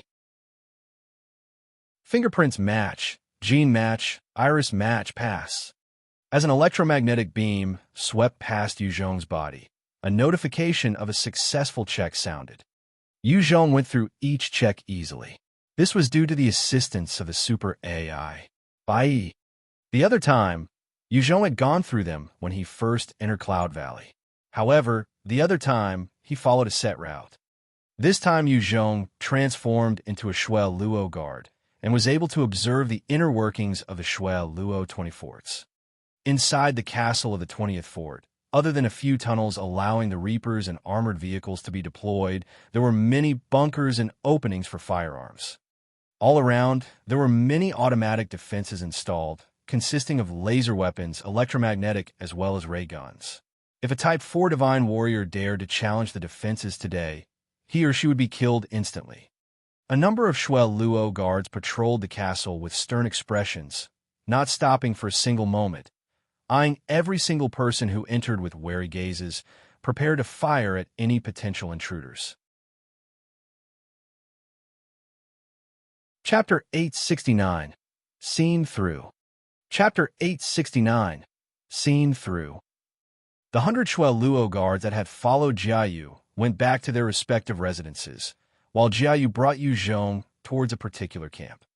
Jiayu was one of the dozens of captains within the Shui Luo guards. Along the way, the checks were more relaxed for him, hence the journey was somewhat smoother. Soon, they came across an oval bunker made out of mechanical parts that stood over 20 m tall. There were 4 soldiers standing guard outside the bunker, each of them wearing a Type 4 battle armor. By their waists, curved combat blades hung and reflected light, giving them an added sense of danger and cold, killing intent. Experts. These 4 are definitely experts. Zhong's pupils narrowed slightly when he saw them. He could tell that they were definitely top experts, their strength not far from Jiayu. That meant that each of them was at least a Type 4 Divine Warrior as well. In Green Region, any Type 4 expert would be a local hegemony already. However, in the Shui Luo fort, they were merely guards. This showed the depths of the strength of the humans from Cloud Region. In terms of technology and experts, Cloud Region possessed the cream of the crop. Even though Zhong had evolved to the Type 5 realm, if he were to be exposed within the Shui Luo fort, his life would be in danger. One of them stepped forward to stop Jiayu. Captain Jia, please hold. What's the matter? Jiayu spoke in a low voice. I have a classified matter to report to General Ouyang Wumie. Please help me notify him. This is an informant. He has to go in as well. The soldier pointed to a small room beside and replied, Understood. I'll go notify him now. Captain Jia, please go over there to turn over your equipment and weapons. Equipment was extremely important to humans whose physiques were weaker compared to the other races of this world. If Jiayu removed all his equipment, he was definitely not a match for any of the personal guards of Ouyang Wumia. Each general had their own tight security, making it tough to assassinate them. I understand. Jiayu nodded and entered together with Zhong, taking off his Type 4 battle armor as well as battle spear, before sitting beside Zhong quietly while waiting. Not long after, a soldier came over and said, "The general has summoned you. Come with me." Jiayu and Zhong stood up quietly to follow the soldiers. After entering the mechanical bunker, Zhong could see the various installations of automatic defenses. At the same time, there were many soldiers patrolling in Type 4 battle armor, no weaker than those of the gate. There's so many experts here. How did the capital city groom so many? Zhong looked at the numerous experts and felt a bad feeling. He had a hunch that the only way that the Cloud region could push out so many Type 4 divine warriors was relying on some extreme means. Humans had weaker physiques. Even training with perfect cultivation techniques would not be easy to reach the Type 4 realm. Luo Qing had her Storm 8 greats, who were all talented people. However, of the 8 of them, other than Han Zixin, who finally broke through in a life-and-death situation, the rest were still at the peak of the Type 3 realm. It was apparent just how hard it was to evolve into the Type 4 realm. The appearance of more than dozens of Type 4 experts in this Shui Luo fort caused Zhong to be uneasy. After passing by the heavy security, the two of them finally arrived at a grand hall under the escort of the 2 soldiers. Within the hall, there were 8 warriors in Type 4 battle armor, giving off a powerful, killing intent. With 8 Type 4 experts as personal guards, adding on their Type 4 battle armor, even an initial Type 5 expert would not be their match. At the edge of the long study table in the hall, there was a middle-aged man with decent features and a huge beard, quietly reading a book. This was the leader of the Shui Luo guards, General Ouyang Wumia. Ouyang Wumia shot Jiayu a sharp look as he asked, "Jiayu, what do you have to report?"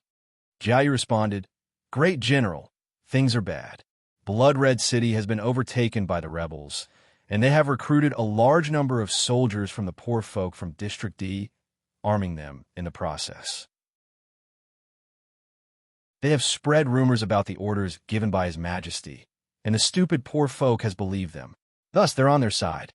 Ouyang Wumia's eyes flashed coldly, as his gaze fixed upon Zhong venomously. "Who is this person?" Jiayu pointed to Zhong and said, "This is a subordinate of mine, Zhang Li, and he had infiltrated Blood Red City on his own, risking his life to obtain valuable information and bringing it out." Zhong stepped out to carry out a standard military salute. "Your subordinate greets General." The corners of Ouyang Wumia lifted slightly as he revealed a cold smile and ordered, "Capture the 2 of them.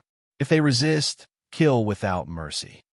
Hearing Ouyang Wumia's orders, the 8 experts stirred, their eyes flashing with dangerous glints. Their battle spears shot towards Jiayu and Zhong with incredible speed. Zhong's mind word, yet he could not point out how he had revealed himself. However, he was not someone to wait for death. The moment the 8 Type 4 experts moved, 2 of them getting to about 10 m away from him, he immediately activated his 3rd-order gravity manipulation, sending out a gravitational field. Enveloped suddenly by the 30 times gravity, the 2 Type 4 experts sunk, their actions slowed slightly. Zhong then activated his 3rd-order shadow steps, pushing his Dark Do Chi. He exploded out with a powerful fist toward one of them, and at that moment, the Type 4 expert's head was directly blasted apart. Seeing his own comrade's head blasted apart, the face of the other Type 4 Shui Luo guard fell. The Type 4 nucleus behind him glowed, and the runes on his Type 4 battle armor started to radiate as well. However, it was too late. When the Type 4 battle armor lit up, and before the energy could be driven through the body, there would be a short gap. At that instant, Zhong had already burst forward, appearing in front of the Shui Luo guard, sending a fist mercilessly towards his head, blasting it apart. Type 5 expert, who would have expected one to turn up here? "Who are you?" Watching Zhong kill his personal guards in succession, Ouyang Wu Mie's eyes narrowed. The two dead guards might not have activated their armor in time, but they were still Type 4 divine warriors after all. They had been through countless battles, and yet such excellent guards were killed in an instant by Zhong. It had nothing to do with them not exhibiting their strength. It was Zhong's might which was on a whole other level. After he killed the two Shui Luo guards, Zhong shot Ouyang Wu Mie a cold look, his body flashed, and he dashed towards the general. Currently, the remaining 6 Shui Luo guards had witnessed Zhong's overbearing strength. Their Type 4 battle armors lit up, the runes flashing, and huge amounts of energy coursed through their bodies. The 6 warriors reached the Type 5 realm. Of the 6, 1 broke away to deal with Jiayu, while the remaining 5 went to attack Zhong. In that charge, one of the Shui Luo guards suddenly disappeared from his location, appearing beside Zhong, a spear thrust out towards his heart. The ability he had employed was the rare instant movement ability, teleporting almost anywhere within a 20m distance. With this powerful skill, he had even killed a low-grade Dino General when he was at the Type 3 Divine Warrior realm. One other activated his ability Divine Speed, pushing his speed to the maximum. He turned into a flash that arrived in front of Zhong, his spear also aiming for Zhong's heart. Yet another cast the ground manipulation skill, shooting 2 sharp earth spikes on either side of Zhong, sealing his paths of escape. The 4th guard slashed at Zhong, as a powerful 20 times gravitational force was locked onto Zhong. The 5th Luo Shui guard wielded his spear with a dangerous glint in his eyes. Lightning bolts converged on the tip of the spear. He was responsible for dealing the killing strike. The human physique could not compare to the Dino race. Any of these guards would be easily killed by a single mid-grade Dino General in one-on-one combat. In order to deal with powerful experts, they had undergone training as a team, practicing maneuvers and tactics. Facing such an attack, Zhong opted to tap his feet, soaring high into the air, evading the ones behind and in front of him. As for the one with the lightning spear, he aimed it at Zhong and sent a burning hot flash of thunderbolt towards Zhong, causing his body to split apart into multiple pieces. Chapter 870, Danger. Chapter 870, Danger. When they saw Zhong killed, the 5 Shui Luo guards relaxed slightly. Against a Type 5 evolver, their nerves were naturally taut. If they were not careful, they could lose their lives. In such a condition, although the battle had not been long, it felt more draining than an entire war. Ouyang Wu Mie barked out, "Watch out! He's not dead. He's still there." When his words landed, a powerful fist wrapped in thick dark dough, Qi pummeled onto the head of the Shui Luo guard with instant movement, blasting his head apart. After that, Zhong flashed in front of the Shui Luo guard with divine speed, also throwing out a powerful punch, intending to destroy his head. Zhong had released a shadow clone and his 3rd order stealth ability at the same time. During the battle, everyone's attention had been attracted to Zhong's clone, thus enabling him to evade their senses. It created an illusion, just like how things could disappear in magic when one was paying too much attention to the smallest detail. While the 3rd order stealth skill seemed to be only good for assassination attempts, when combined with the shadow clone skill, it allowed Zhong to confuse his opponents, possessing an additional trump card. How is he still here? Wasn't he killed? The Shui Luo guard with divine speed felt shocked in his heart. However, he was still a combatant with experience, not allowing his shock to cloud his movements. He released an intense, killing aura, raising his spear, and thrust out towards Zhong in response. Currently, this Shui Luo guard was the furthest from his comrades and was the perfect prey. If he was allowed to flee and rejoin his 3 other comrades, things would become tougher. With a thought, a void appeared in midair, and 10 sharp bone spikes shot out, clashing with the battle spear, slamming it to one side. Zhong's figure flickered, dodging the battle spear that was knocked askew, appearing beside him the Shui Luo guard with divine speed. His punch landed squarely on the head of the Shuel Luo guard, instantly blasting it in a shower of blood and brain matter. Ouyang Wumie's countenance finally turned ugly after witnessing Yu Zhong slaughtering 3 of his personal guards, his hands slamming onto a button. Stop! In an instant, a number of ray guns, electromagnetic cannons, and laser weapons swiveled out, pointing at Yu Zhong. On the other hand, Jiayu was completely overwhelmed, his body full of injuries, as though he could not hang on anymore. In terms of ability, Jiayu was above the Type 4 Shuel Luo guard. However, without his equipment, he was inferior to the fully powered Shuel Luo guard. Looking at the appearance of the automatic weapons that swiveled out from the ceiling and walls, the remaining Shuel Luo guards relaxed slightly. Having witnessed Yu Zhong's might, they had no confidence to take him on with just the 3 of them. Yu Zhong glanced at the weapons, and his lips curled slightly. Get rid of them. The weapons that had appeared suddenly obeyed Yu Zhong's words, adjusting their aim towards the remaining Shuel Luo guards. Multiple shots and beams were fired towards them. With the enhancement of their battle armors, these Shuel Luo guards were already at the Type 5 realm. The moment the weapons changed their aim on them, they reacted and ducked out of the way, evading the flurry of attacks. However, with Baiyi's ability and incredible calculations, all the weapons had been turned into a fire net, not allowing even the tiniest of space for the Shuel Luo guards to escape to. They were shot down mercilessly. Under the concentrated fire, their armor was blasted to pieces and their bodies ripped to shreds. Even a Type 5 Divine Warrior would not be able to defend against such focused fire without defense equipment. A Type 5 Divine Warrior would be able to exhibit his or her prowess in a wide space. In such a narrow space, a Type 5 Divine Warrior would be helpless with such automated weapons, especially if it were under the control of Baiyi, a super AI. On the other side, the moment the automated weapons had switched targets, Ouyang Wumie had slapped down with his huge hands on a button beside his table. In an instant, a blue energy shield opened up in front of him. When the beams and shots slammed into the shield, they created ripples throughout. However, they could not break through it.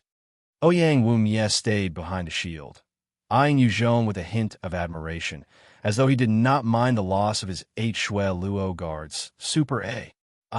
You actually have such a treasure on you. Kid, hand it over and swear your loyalty and become my subordinate. I'll forego today's matters. I can even give you riches and power, allowing you to choose ladies you want. Yu Zhong asked, how did you discover I was an assassin? Yu Zhong had passed through all the checks with Baiyi's help. He could not understand where he had messed up, causing his assassination attempt to fail. Ouyang Wumie laughed coldly. You think that you're safe just because you can sneak past the security systems? I know the names and faces of every single one of the 10,000 Shuel Luo guards. You dare to pass off as Zhongli in front of me. That's basically begging to be captured. Kid, don't underestimate others. Ouyang Wumie then continued. I've already pressed the button for reinforcements. Soon, every single expert from the fort will be gathered here. You'll have no way out by then.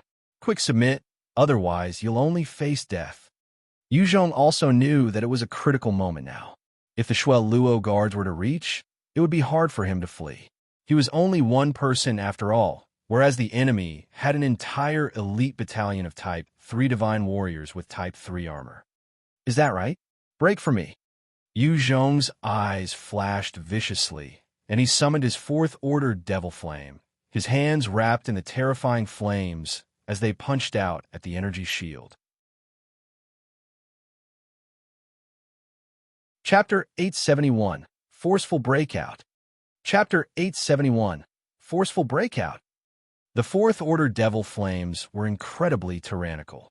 As the all-consuming flames slammed into the energy shield, they went through it, burning 2 fist-sized holes.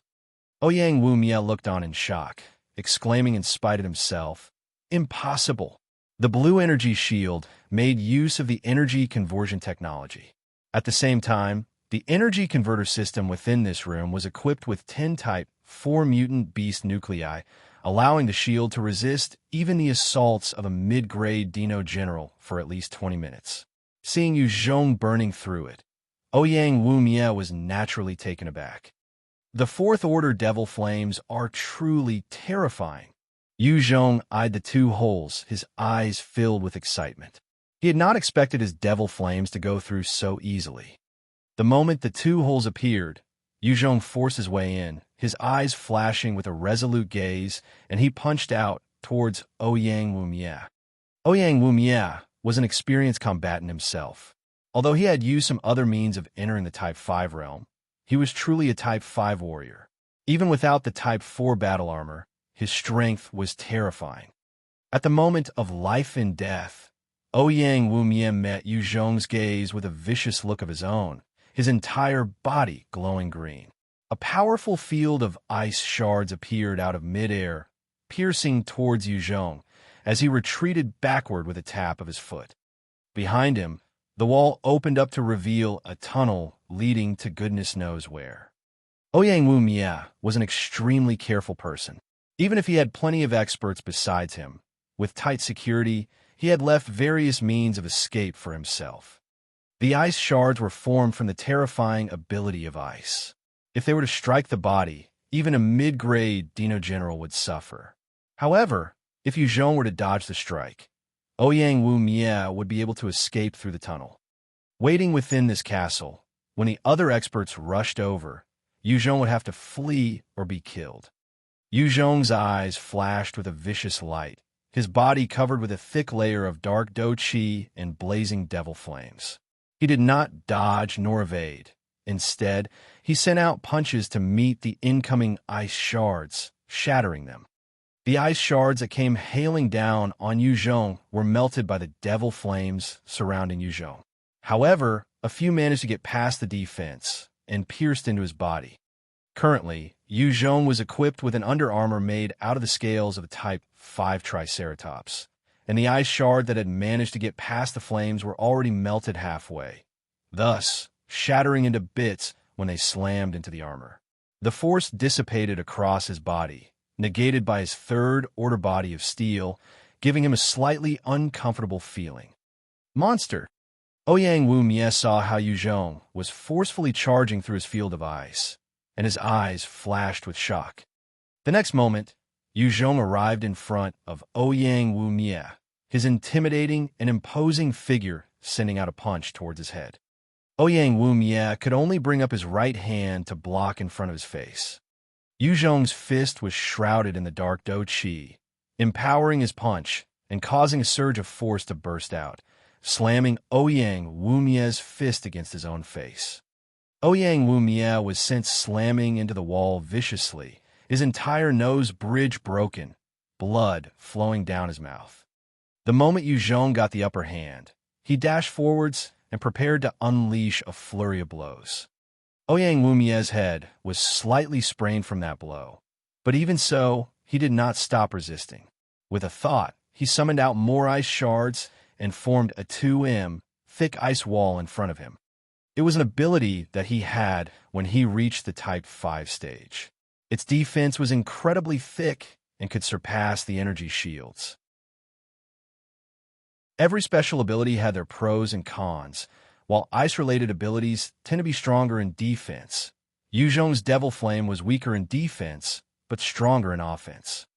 Ouyang Wumie knew he was not Zhong's match. Thus he decided to drag out the time till reinforcements arrived. That would be his victory. Ouyang Wumie, are you afraid now? Today will be your death day. Zhong shot towards the ice block, and with a powerful roar, he activated his third order art of fear, sending a tyrannical spiritual attack towards Ouyang Wumie. Am I going to die here today? Originally, even with Zhong casting the third order art of fear with his Type 5 Divine Warrior constitution, it would not affect Ouyang Wumie too greatly. However, Ouyang Wumie had been bested a few times and was already feeling fear towards Zhong. He was enveloped by the art of fear, and his fears were amplified, thus making him vulnerable to the attack. The moment he fell into the hallucination, he had no way of maintaining the 2m thick ice wall. Break for me! Zhong yelled out in anger, bringing his fists wrapped in devil flames down towards the block of ice. The powerful devil flame blazed out, melting the huge ice instantly, and with a loud crack, it broke apart. No! Ouyang Wu Mia watched his final trump card, smashed to pieces, and his spirit crumbled further, allowing the art of fear to full envelop his despairing mind. With a cold gaze, Zhong sent a chop towards the back of Ouyang Wu Mia's head, knocking him out. After that, he pointed at his brain, sending a Type 5 puppet rune into Ouyang Wu Mia's head. Ouyang Wu Mia then stirred awake, before saluting respectfully to Zhong. Ouyang Wu Mia greets Master. Not bad. Seems like as long as I don't encounter any mid-grade Dino generals within the Type 5 realm, I'm of pretty decent strength. Zhong looked at Ouyang Wu Mia, who had been turned into a puppet, and felt satisfied. In the battle against this Type 5 divine warrior, he had truly felt his growth and noticed that he was not weak at all compared to other Type 5 divine warriors. General, are you all right? Barely 15 seconds after Zhong subdued Ouyang Wu Mia, 20 elite Shuel Luo guards came charging into the hall. The leader asked with worry when he caught sight of the carnage within the room. Ouyang Wu Mia looked at the soldiers that came in and replied, I'm all right. Thanks to Captain Jia Yu and Zhang Li, I got wind that Zhong, he and 5 others had already joined the rebels and were plotting against me. When they were exposed, they tried to kill me, but they failed. Wei Zhun, go get 8 people to replace Zhong, he and his team. Yes, General. A Shueluo captain was swiftly dispatched to gather 7 other warriors, and they came reporting to the hall. The leader of the group frowned as he asked out of doubt, General, there's something that doesn't add up. In order to kill Zhong, he, and the 5 traitors, why did you cut off the control of our central computer within the 20th fort? You even called for an urgent gathering, summoning the troops here? In order to deal with the Super A, that Zhong possessed, Ouyang Wu Mia had actually cut off the link between the central computer and the automated weapons, while summoning all the soldiers of the 20th fort. Those actions had caused a huge uproar among the soldiers. The captain could not understand how Zhang He and the rest were a threat to warrant such actions. When Ouyang Wu Mia was questioned, his face turned green and white before suddenly roaring with rage. Do I need you to teach me when I'm doing things, Jin Hui? As the leader of the troops in the castle, you were actually kept in the dark about your own subordinates being traitors. Are you still interested in your damn position? From today onwards, you're stripped of your role. Go wait in the correctional chamber and await further orders. When I'm done cleaning up the mess here, I'll be back to mete out your punishment. Angry from embarrassment, many of the Shuel Luo guards had this thought, but they kept mum. Ouyang Wu Mia was still the man with the most authority here. Even though he had to justify a killing of a Shuel Luo guard, he could send them on a suicide mission, hence, no one was willing to antagonize him. Yes, General. Jean Huey's face turned pale, not daring to say much. He quickly saluted and took off his own equipment before heading out to the correctional chamber. The military treatment and hierarchy in the 20 Shuel Luo forts were incredibly tight and strict.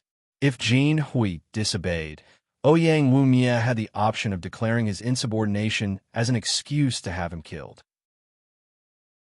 Ouyang Wu Mia then spoke solemnly. Luo Jun, go send men to Generals Qin Yuan, Wei Jiang, Yulu, Shi Yu, Pai Zhun, Huang Kuan, and Chu Zhong. Get them to gather here in 3 days. I have things to discuss with them. Understood, General. One of the Shuel Luo guards replied before heading out. Ouyang Wu Mia waved his hands. The rest of you dismissed. They quickly went out the room, leaving Ouyang Wu Mia and the new 8 guards. He told the 8 guards while pointing to the floor, Wei Zhun, the 8 of you, clean this place up? Yes, General. They then began to get to work, erasing traces of all battle. Ouyang Wu Mia stood up and went behind the 2 of them noiselessly, suddenly chopping behind their necks, knocking them unconscious. Chapter 872, Striking It Rich. Chapter 872, Striking It Rich. At the same time, Zhong conjured for shadow clones, himself acting as well, as all of them struck at the back of the heads of 5 other Shuai Luo guards, knocking them out. Jiayu also burst forth, knocking the last one out. After knocking them unconscious, Zhong sent a number of Type 4 puppet runes into their heads. These 8 guards were to be Ouyang Wu Mie's personal guards. If they stuck long enough, no matter how stupid they would be able to tell if something was wrong with Ouyang Wu Mie. Thus, Zhong had to bring them under his control so as to keep the secret. After dealing with the 8 of them, Zhong gave Ouyang Wu Mie an order, "Bring me to the central computer's location. After that, take me to the armory. Bring me to the one that has the most advanced technology." "Yes, master," Ouyang Wu Mie replied with respect. With the general leading them, Zhong's party was basically unhindered throughout the 20th fort. He first came to the central command, making use of Bai Yi to gain control over the central computer before heading towards the armory. The central computer was incredibly important. Once controlled, Bai Yi could truly keep watch and oversee the situation within the fort. Otherwise, with her super AI abilities, she could at most affect some of the operations, but vulnerable to interference. For example, if an interference wave was to be emitted over the area she was trying to work on, her own waves would be cancelled, and she would not be able to control anything. What a lavish armory! Under Ouyang Wu Mie's lead, Zhong came to the armory and noticed a number of equipment that he could not pry his eyes away from. There were numerous Type 3 battle suits, battle spears, battle blades, ray guns, electromagnetic cannons, energy bombs, sensor landmines, and multi-purpose helmets, as well as other advanced techs. Zhong did a quick count and noted there were easily 2,000 of the Type 3 battle suits, and there were another 10 such armories within the 20th fort itself. If Zhong were to bring everything back to Earth, he could quickly empower and raise a powerful army. This was not yet the best that the 20th fort had to offer. Zhong suppressed the greed to take away everything and continued towards the heavy weapons area. What advanced technology! Coming to the area where they housed the heavy weaponry, Zhong caught sight of the sci-fi-looking equipment and sucked in a breath of cold air. There were 40 laser-mounted vehicles, double-barrel cannons, Reapers, laser-equipped motorcycles, all-purpose assault helicopters, 235mm cannon launchers, energy shields, as well as other top-grade equipment. If such equipment were to be placed on Earth, it would cause a huge uproar. Seeing the various heavy weapons of the 20th fort, Zhong felt a cold sweat down his back. Li Qingshan had been too optimistic with his projections. Even if they had successfully gained Blood Red City, as long as the Shuai Luo fort sent out 1,000 soldiers with weapons, they could easily crush the rebellion. If Zhong did not risk his life to gain control over Ouyang Wu Mie, when the Shuai Luo troops really attacked Blood Red City, he could at most bring Han Zixin away. There would be no chance of victory at all. With his current Type 5 Divine Warrior strength, there would be no problems wiping out an entire infantry regiment. However, against the Shuai Luo troops with the advanced tech, he would not even be able to defeat an armed battalion. Zhong took a look at the 235mm cannon launcher and felt his heart run cold. If such a fearsome weapon were to be fired once, the area of impact would be obliterated. Even a mid-grade Dino General would not be spared. Cloud Region was able to stand against the Dino race without being wiped out was because of such weapons, as well as their natural terrain advantage. If it were just a comparison of physique, then even the top expert of Cloud Region would be completely dominated by the weakest mid-grade Dino General. Zhong looked at the equipment that was impossible to manufacture given Earth's current technology and felt his heart itch. He was tempted to just keep everything in his storage ring. After all, he knew the advantages these equipment represented. Zhong then forced his gaze away, asking Ouyang Wu Mie, "General, does every single fort possess such a number of weapons? If all 20 forts were to really be hoarding such advanced and powerful weaponry, then the might of Cloud Region was truly terrifying." Ouyang Wu Mie replied, "No. Our fort contains the most advanced and has the highest amount of equipment. This is due to our status as the king's direct subordinates. Of the first 19 forts, since the first, second, and third are in charge of defending against the Dino race, the combined amount of theirs is about half of ours. The remaining forts contain roughly 10% of ours each. He then pointed to a maintenance soldier. The equipment of soldiers in the other forts is like that. The maintenance soldier, who was currently working on a laser motorcycle, was wearing a multi-purpose helmet, his body decked in a light but sturdy, bulletproof vest. There was a small handgun at his waist, and he was focusing hard on fixing the laser motorcycle. Evidently, even if it was Cloud Region, not everyone could wear a full suit of equipment. They were not cabbages after all, and only the elites could wear them. Zhong nodded slightly, before following Ouyang Wu Mie towards another storage room. Oh my goodness! I've struck it rich. I've struck it rich. The moment he entered the storage room, his eyes lit up at the sight, his excitement level easily surpassing that when he had seen the Reapers. Within the storage, there were countless boxes. Ouyang Wu Mie had already stepped up to open one, revealing rows and rows of mutant beast nuclei packed neatly. Zhong already had a number of technology obtained from the God and Devil system, many of which did not require fuel or traditional energy sources. Instead, they require the nuclei. Compared to traditional energy sources, mutant beast nuclei were more efficient, smaller in size, and could absorb energy to replenish themselves. As long as one did not extract more than what a nucleus was capable of, it could slowly absorb energy to its fullest amount. Of course, if a single usage exceeded its limit, it would crumble. At the same time, it was not that nuclei had no cons. In the midst of an intense battle, there would be cases of nuclei being overdraft, thus being destroyed. Zhong had fired his electromagnetic gun many times, resulting in the destruction of a few Type 3 and Type 4 nuclei. Within the Cloud region, mutant beast nuclei were an important source of energy. Every military had a storage facility purely to contain them. The neat chests of nuclei were definitely above hundreds of thousands. Many were Type 2 and Type 3 nuclei, of which there were at least 10,000 already. Just this one storage facility was more than what the Storm Valley and Winged Race had. Ouyang Wu Mie went to the center of the room and pressed a button, causing a small booth to rise. It was covered with a silver alloy. He then keyed in some numbers into the booth, opening it, revealing a black Type 5 battlesuit, as well as 2 Type 5 nuclei. Ouyang Wu Mie handed them over to Zhong, reporting, "Master, these are 2 Type 5 mutant beast nuclei, our fort's most precious resource. This is also the strongest battlesuit. Hope that Master likes it." This Type 5 battlesuit was Ouyang Wu Mie's equipment. However, due to the tight security and the powerful guards, there had never been a precedent case of an enemy making it all the way here. Ever since Ouyang Wu Mie became the general, he had placed his battlesuit here and not touched it. After all, it was not exactly comfortable wearing a battlesuit all the time. Not bad. Zhong's eyes flashed with a look of appreciation as he kept the items in his storage ring.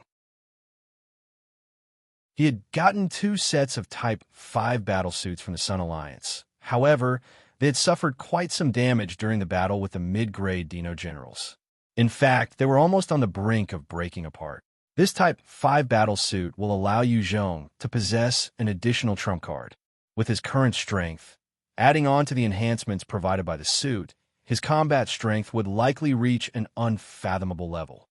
After storing it, Zhong did not hesitate to suck all the nuclei into his storage ring. With enough mutant beast nuclei, Zhong could create more puppet runes and gain better control of the Shueluo fort. With a flip of his hand, the puppet box appeared, and he inserted multiple nuclei inside, causing it to flash and generate out puppet runes. Zhong handed 100 Type 4 puppet runes to Ouyang Wu Mie, ordering, "Go turn everyone within the inner fort into puppets. Do it secretly." "Yes, Master."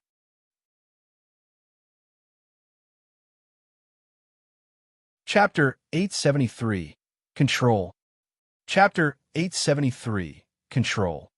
30 young men and women came towards the 20th Shui Luo fort under the guarded gazes of the Shui Luo guards. Amongst them, there was the Storm Queen Luo Qing. She was currently wearing tattered clothes.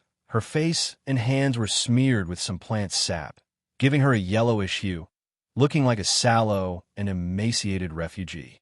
Beside her, there was her personal guard, Hai Shi of the Storm Eight Greats. Hai Shi was currently extremely tense, her head slightly bowed, not daring to reveal any strange signs or behavior. Along the way, Hai Shi and the rest had finally seen how terrifying each of the 20 forts were. The tight defense and security, combined with the numerous Type 3 Divine Warriors with Type 3 battlesuits, as well as the advanced weaponry they did not recognize, had shaken them thoroughly. In Green Region, they might be the cream of the crop, but here, they were merely ordinary experts. When the group came to the 20th fort, a Shui Luo guard wearing a Type 3 battlesuit came up to them and said, "Please come with me. The general would like to see you." Yes. Luo Qing and the rest did not dare to cause any problems. Thus they followed the guard. The further they got, the more uneasy they felt, especially after arriving in the inner fort, and noticing the various Shui Luo guards who were emitting a strong bloodlust. They felt a growing sense of discomfort. Other than Luo Qing, none of them was a match for any of the guards within this place. Now that they were here, it was impossible for them to flee. They were soon brought into the general's study. The moment they entered the room, Hai Shi caught sight of Zhong sitting leisurely in the main seat of the room, and could not help but exclaim, "H!" When everyone else saw him, their faces also changed. Within this batch of people, half were Zhong's people, the other half Luo Qing's. When Zhong's subordinates saw him, their eyes flashed with excitement, but they maintained their silence obediently. Luo Qing's people were shocked and eyed him with surprise. When they were escorted, they had been warned not to make any noise. Thus they were all maintaining their silence while eyeing Zhong. Luo Qing glanced at Zhong. Her eyes also filled with the same surprise and a million questions. She had seen the security for herself, and in terms of equipment or systems or protocol, their Storm Valley could not compare. She knew Zhong was strong, but she was also clear that he could not have possibly invaded such a place so easily. Not to mention Zhong, even the legendary Type 6 Divine Warrior. If a single one were charged into such a fortress alone, the various defense systems and warriors would be enough to beat him or her back. Zhong sat on the general's seat, eyeing Luo Qing for a while before smiling. "Luo Qing, it's been a few days. Have you broken through?" Zhong might not have the ability to see through other people's strength, but his danger perception told him that Luo Qing was now capable of threatening him. Luo Qing chuckled. Not too long ago, Type 5 Divine Warriors were known as peak experts in any factions. With humans' physiques being weaker than other species and races, it was harder for them to cross that barrier. Luo Qing had gotten through that watershed with her own talents, and among humans, she could be considered a rare talent. She suddenly asked, "Zhong, are you already in total control of this place?" Although they had not known each other for long, she knew Zhong well enough. If he did not have the confidence, he would not have revealed himself so easily. To think that Zhong had managed to successfully infiltrate and gain control over such an important fort of the Cloud region within such a short period of time, Luo Qing could not help but in disbelief. Zhong smiled lightly. "That's right, the 20th fort is already in my control." With the puppet box, Zhong was able to create a huge number of puppet runes. With Ouyang Wu Mie and the 8 elites as the source, they had slowly gone to make sure that the entire Shui Luo guards were his puppets. The treasures of hope were considered silver-level treasures. Although there was a limitation to them, every single treasure possessed a great deal of strength. With the puppet box, as long as there were enough mutant beast nuclei, Zhong could even bring 1,000,000 people as his puppets. If such a treasure were to fall into the wrong hands, then it would be a terrifying disaster. Ever since Zhong had gained the puppet box, It was the first time he had undertaken action on such a mass scale. This was because the Shuel Luo Guard were extremely loyal to the king, Wei Ming Qing, and he had no choice but to turn them all. Otherwise, should his identity be revealed, the residents of Blood Red City would be in peril. Luo Qing asked, "What are your plans, now that you have gathered us here?"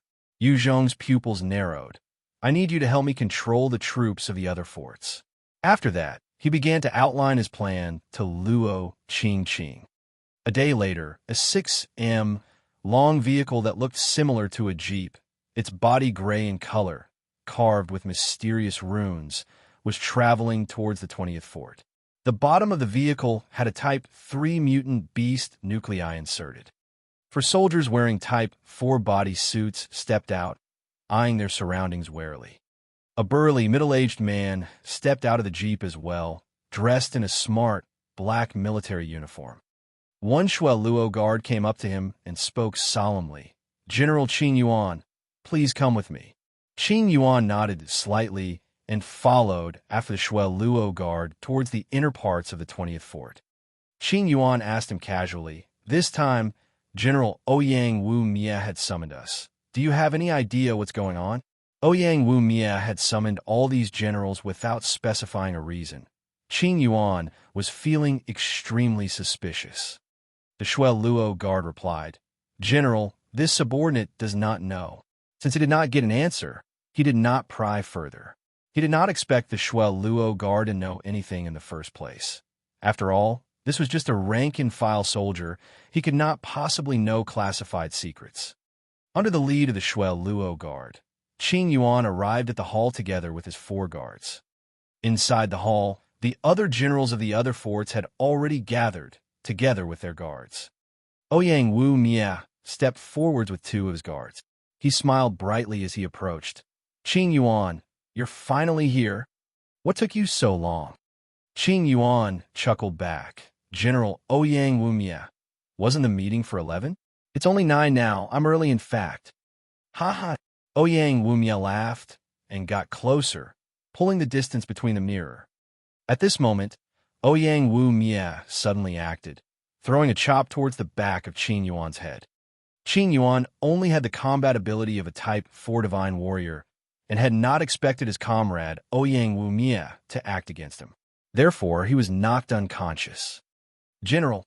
The 4 soldiers beside him instantly shouted in alarm. As for the 2 guards beside Ouyang Wu Mia, they were Yu Zhong and Luo Qing, who burst forth and knocked out the 4 soldiers mercilessly as well. With their statuses as Type 5 Divine Warriors, launching a sneak attack on 4 Type 4 Divine Warriors was as easy as pie. Yu Zhong opened his palm and sent Type 4 puppet runes into the 5 unconscious newcomers. Luo Qing saw the runes and looked at Yu Zhong with a complicated expression. "What a terrifying ability. You'd better only use this on the enemy. If you dare use this on my people, don't blame me for flipping out."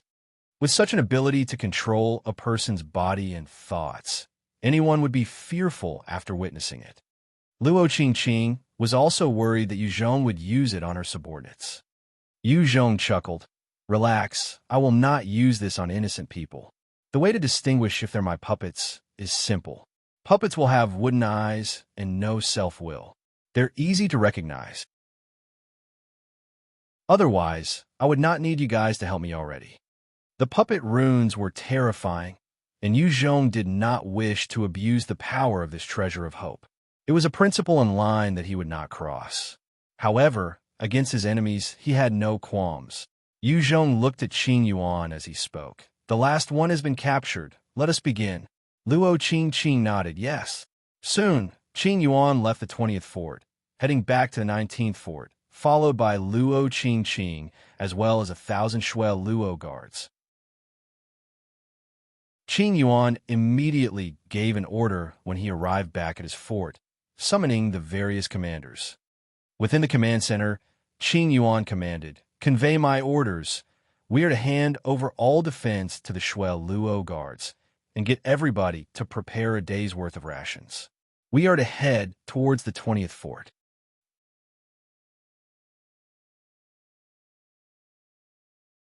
Chapter 874, Gaining 8 Forts. Chapter 874, Gaining 8 Forts. Hearing this order, all the commanders exchanged looks. Such an order was extremely strange. It was the first time in the hundreds of years that such an order was given. One of the captains could not help but ask, "General, this subordinate would like to know the reason." Qiong Yuan's face turned cold. "This is a secret of His Majesty. You're not qualified to know. Immediately carry out my command. Execute those who resist." "Yes." The faces of all the commanders paled, and they responded quickly, not daring to ask any further questions. Although they were at the borders, many of them had relations with the capital, and they knew about the recent developments of the king Wei Mingqing and his insanity recently. Those that had dared disobey his orders had already been eradicated. If they did not want to die, they had to maintain their silence. Otherwise, if they were executed by Qiong Yuan, no one would seek justice for them. Many of them guessed that their deployment was likely to suppress the rebellion in Blood Red City. Regardless of what they thought, they still had to follow Qiong Yuan's orders, deploying the troops of the 19th Fort and abandoning all their weapons, taking 1 day's worth of rations over. The 20th Fort had more weapons, and the equipment was advanced as well. The 19th Fort knew this well, and they drooled when they thought of equipping those amazing tech. Just as the 19th Fort troops arrived at the designated parade square, suddenly, the various bunkers around opened up to reveal automated defenses, aiming at the soldiers from the 19th Fort. "We're allies. We're allies from the 19th Fort. Don't open fire. Don't open fire." Seeing the sudden appearance of the weapons, as well as the Shui Luo troops holding weapons against them, the various commanders shouted out in shock and fear. Their faces were pale, and their hearts were filled with fright. They had no equipment nor weapons now. If the Shui Luo guards were to open fire, they would be slaughtered without a doubt. No one would survive. Ouyang Wu Mie came in front of them, speaking with a strong, intimidating aura. "I am Ouyang Wu Mie. I have received intelligence that among you of the 19th Fort, there are a few commanders who had defected to the rebels. Do not resist, and accept our interrogations and checks. If there's nothing wrong, I will release you immediately. Resistance will be dealt with harshly." Hearing his words, most of the soldiers relaxed. If it was just an inspection, they had no fear. One captain replied, "We're willing to be checked." When he stepped out, the rest of the commanders also agreed to be investigated. Ouyang Wu Mie then left a sentence before turning around. "In that case, line up orderly." The many commanders of the 19th Fort thus stepped forwards obediently, before being led by the Shui Luo guards into the cells. In this manner, the troops of the 18th to the 13th Forts were all tricked by Zhong into the 20th Fort and thrown into jail. Just like that, the 20th Fort was filled with many captives, every single cell filled to the brim. Zhong gained 70,000 captives and 10,000 elite Shui Luo guards successfully. He then brought Bai Yi to the 7 forts, gaining control over their central computers. At the same time, Zhong stationed 2,000 Shui Luo guards at the 13th Fort to control the area carefully. With them standing guard, even if the 12 other forts were to force their way over, they could buy some time. As for the 70,000 captives, they were not like the Shui Luo guards, who were 100% loyal to the king. Thus, Zhong had no intentions of making them all into his puppets. He just set aside 500 soldiers to oversee and stand guard over them. In fact, with Bai Yi's help, if the 70,000 captives dared to escape, they would only be seeking death. However, just for precaution, Zhong allocated 500 elites to watch them. After all, while Bai Yi might be a super AI, it was not impossible for someone to possess computer-related abilities. After bringing the 7 forts under his hands without causing commotion, Zhong heaved a sigh of relief. He now had 7 forts controlled together with the 20th, as well as 10,000 elite Shui Luo guards. He even had the support of logistics from Blood Red City. It could be considered a decent footing within Cloud Region. If anyone wanted to flee, they would have to pay a painful price. Within the 20 forts, from time to time, troops and mercenaries would leave through the forts to hunt mutant beasts outside, increasing their strength and assets. The entire body of mutant beasts were treasures. The blood and flesh could strengthen, the fur and hide could be made into protection, while claws and teeth could be made into weapons. Nuclei were a strong currency, therefore, there would be hunters almost every day. Blood Red City was near the border, and the mutant beasts near the city had already almost been hunted clean. That left those hiding in the swamps and lakes. Of them, there were a few Type 4 and Type 5 mutant beasts which most hunters were not willing to provoke. If it were those land-based mutant beasts, humans could still deal with them. Even a Type 5 mutant beast could be brought down by weapons of humans if they did not have an innate ability. As for those Type 5 mutant beasts within the swamps, even the toughest and most elite Shuel Luo troops would be helpless against them. As long as the beasts remain in the water, most attacks would be ineffective.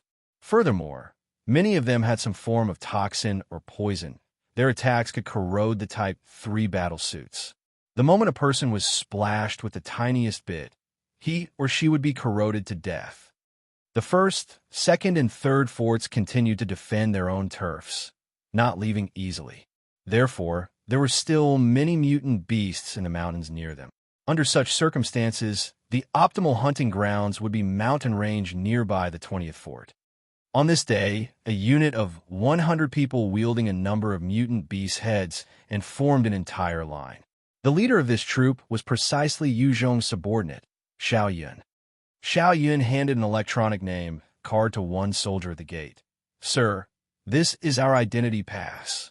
The soldier took a look at Xiao Yun before placing the card in the machine to verify. He then waved his hands. "Proceed. Let's go." Xiao Yun relaxed slightly when the soldier allowed them passage. 100 people were swiftly making their way towards the city. After entering the fort, the huge alloy doors closed shut with a loud boom, sealing the entrance.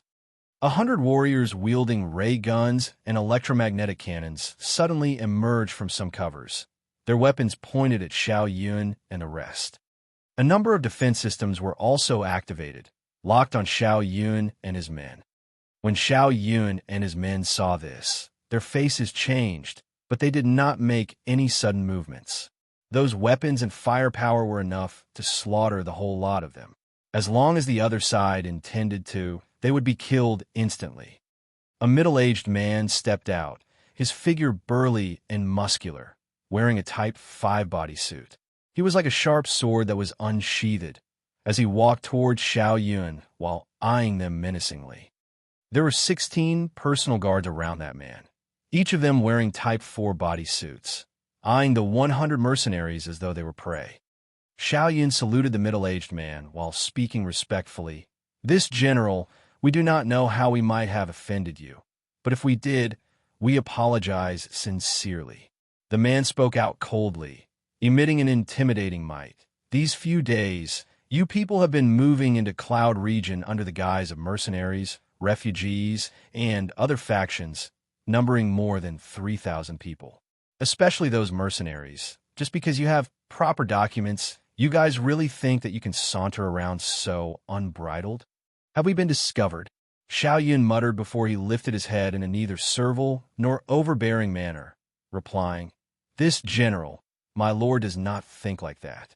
He guessed that our movements would surely attract some attention sooner or later. May we ask if General Zhong Yin he is around?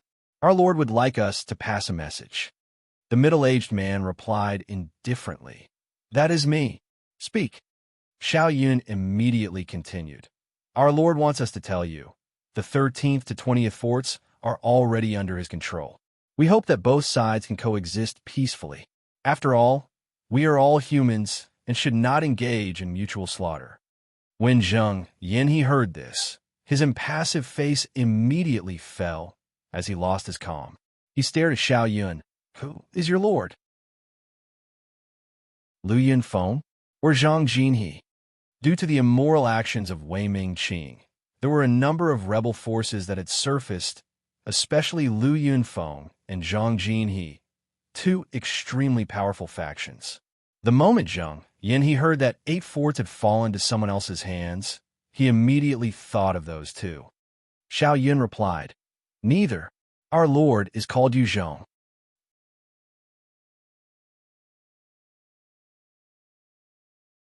Chapter 875, Han Qiong. Chapter 875, Han Qiong. Zhong Yin, he frowned slightly. He had never heard this name before. Yu Zhong, he continued. You say that the 13th to 20th forts are already in your grasp. How do you prove it? This is easy. Xiao Yun chuckled and pulled out a signal flare before firing it to the sky. A bright flash sword, exploding out in the clouds with bright colors. Soon, similar flares appeared in the skies above the 13th to the 20th fort, exploding out, signaling a reply to Xiao Yun. Zhong Yin, he eyed the 8 bright flares, falling silent for quite a while. He then looked at Xiao Yun and asked gravely, "What does your lord hope that I do?" Xiao Yun rejoiced inwardly when he heard it. "If possible, our lord hopes that you can agree to join him and fight against Wei Ming Qing. After the battle is over, he will offer a princely reward." Zhong Yin's mouth curled slightly in contempt. "Princely reward? If I do not agree, what does he intend to do then?" Xiao Yun's face flashed with disappointment, but he continued to respond according to Yu Zhong's instructions. "Our lord has expected that you aren't willing to submit. He respects and admires your character and beliefs. Even if you do not submit, he will not make things hard for you. He intends for the 1st, 2nd, and 3rd forts to carry on as per normal, not allowing any Dino warriors in a cloud region, while allowing our people passage in a cloud region." Zhong Yin he fell silent once more. This time, he thought for a while before replying softly, "I will not join his cause. Battles between humans, our 3 forts will definitely stay out of it. As for your people, I will allow them passage. You may go." Zhong Yin he then waved his hands, causing the defense systems and soldiers to stand down and withdraw. "Many thanks, General.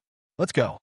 Xiao Yun heaved a sigh of relief, wiping the perspiration off his face before barking out his orders behind. Just now, as long as Zhong Yin he had felt like it, he could have ordered their deaths, and they would all die. This naturally caused Xiao Yun to be anxious. Under Xiao Yun's orders, the soldiers who had disguised themselves to be mercenaries quickly followed behind. Zhong Yin he watched Xiao Yun and his men leave with a complicated gleam in his eyes.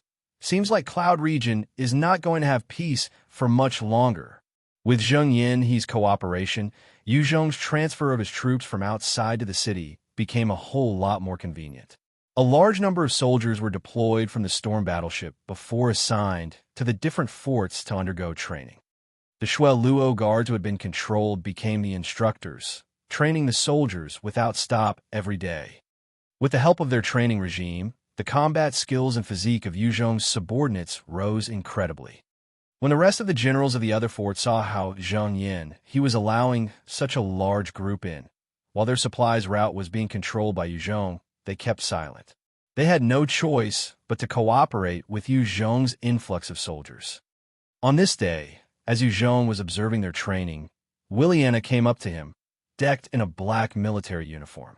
She saluted before handing a document over to him. "Sir Yu Zhong, this is an urgent report sent by Her Majesty Luo Qing." Yu Zhong took a look and frowned.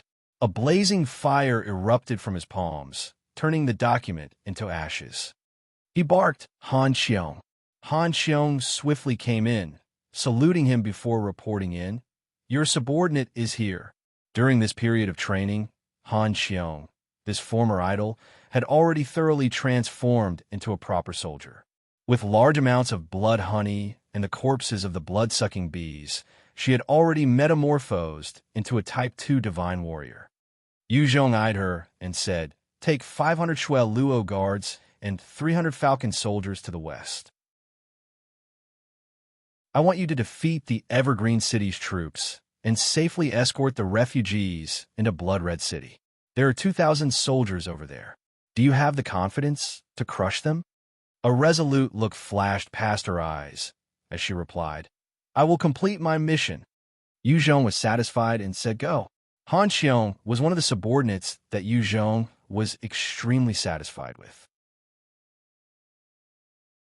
She had a decent education and could accept new things with an open mind. She could understand Zhong's commands and was firm and yet flexible with her own execution. Ma Lei and Xiao Yun were the warriors under Zhong. They dared to rush and kill enemies, carrying out Zhong's order to the end. However, they were slower in comprehension and were just brave generals. Yes, Han Qiong saluted and left. After Han Qiong left, Williana massaged Zhong's hands while speaking suggestively. She's pretty outstanding, eh? Zhong, how about it? Bring her into the room and let's have a nice party. Han Qiong, Sun Lan Lan, Lai Wei, and Han Zixian were the most outstanding female warriors under Zhong's command. The other commanders were raised and promoted from the slaves and warriors that Zhong had groomed. While their combat strength was decent, they were lacking in many other areas. Currently, in terms of education, they were being by that big boob beauty Sun Lan Lan. Zhong slapped Williana's plump bottom gently, feeling the bounciness. Stop fooling around. Our time is extremely precious right now. Go get Ma Lei for me. Williana pried herself away, shooting a coquettish look at him. She then arranged her clothes and left, leaving behind her fragrant scent. Soon after, 3 troops of soldiers left the 20th fort, leaving for the distance. In Cloud Region, although there were no rail tracks, every city had constructed a spacious road directly to the capital city.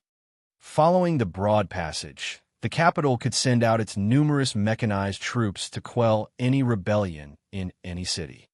Currently, on the road from Evergreen City to the capital, there were any people in tattered clothes, their expressions of fear and despair as they trudged on. On the long road, a boy suddenly shuddered and crumpled to the ground.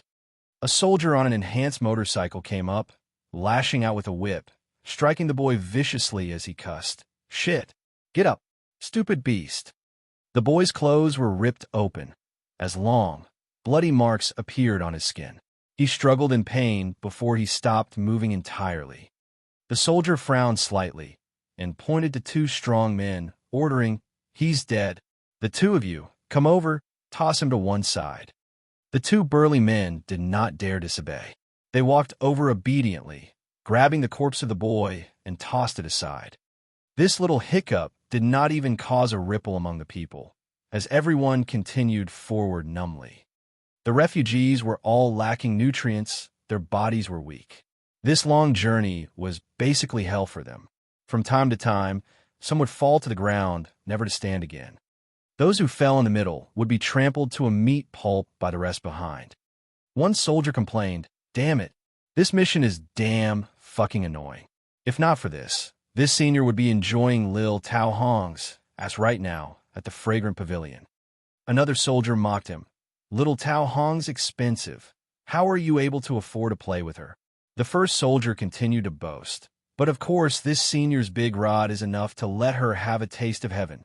Now, whenever she sees this senior, her eyes brighten up. "You guys better learn. I won't bother talking more. This senior has seen some good stuff." The soldier swept a glance across the human crowd, and his eyes brightened. He charged forward, grabbing a little girl from the group, and pulled her out. When the refugees saw this, they quickly got out of the way, afraid to provoke the ire of the soldiers. Even some righteous young men fell silent when they saw the ray guns on the backs of those soldiers. On this road, even if the soldiers killed a few people, they would just be reprimanded at most, whereas the refugees could not reclaim their lives if they died. Another soldier came over, taking a look at the girl grabbed by the first soldier. His eyes brightened as well. "Old Wong, you're capable, eh? Good eyes. This chick looks pretty live. Damn, this senior wants a round as well. It's my turn after yours." The little girl in front of these 2 depraved soldiers had messy hair, her entire body covered in dirt and grime. Her clothes were tattered, and her body was emitting a slightly foul stench. However, her eyes were wide and clear.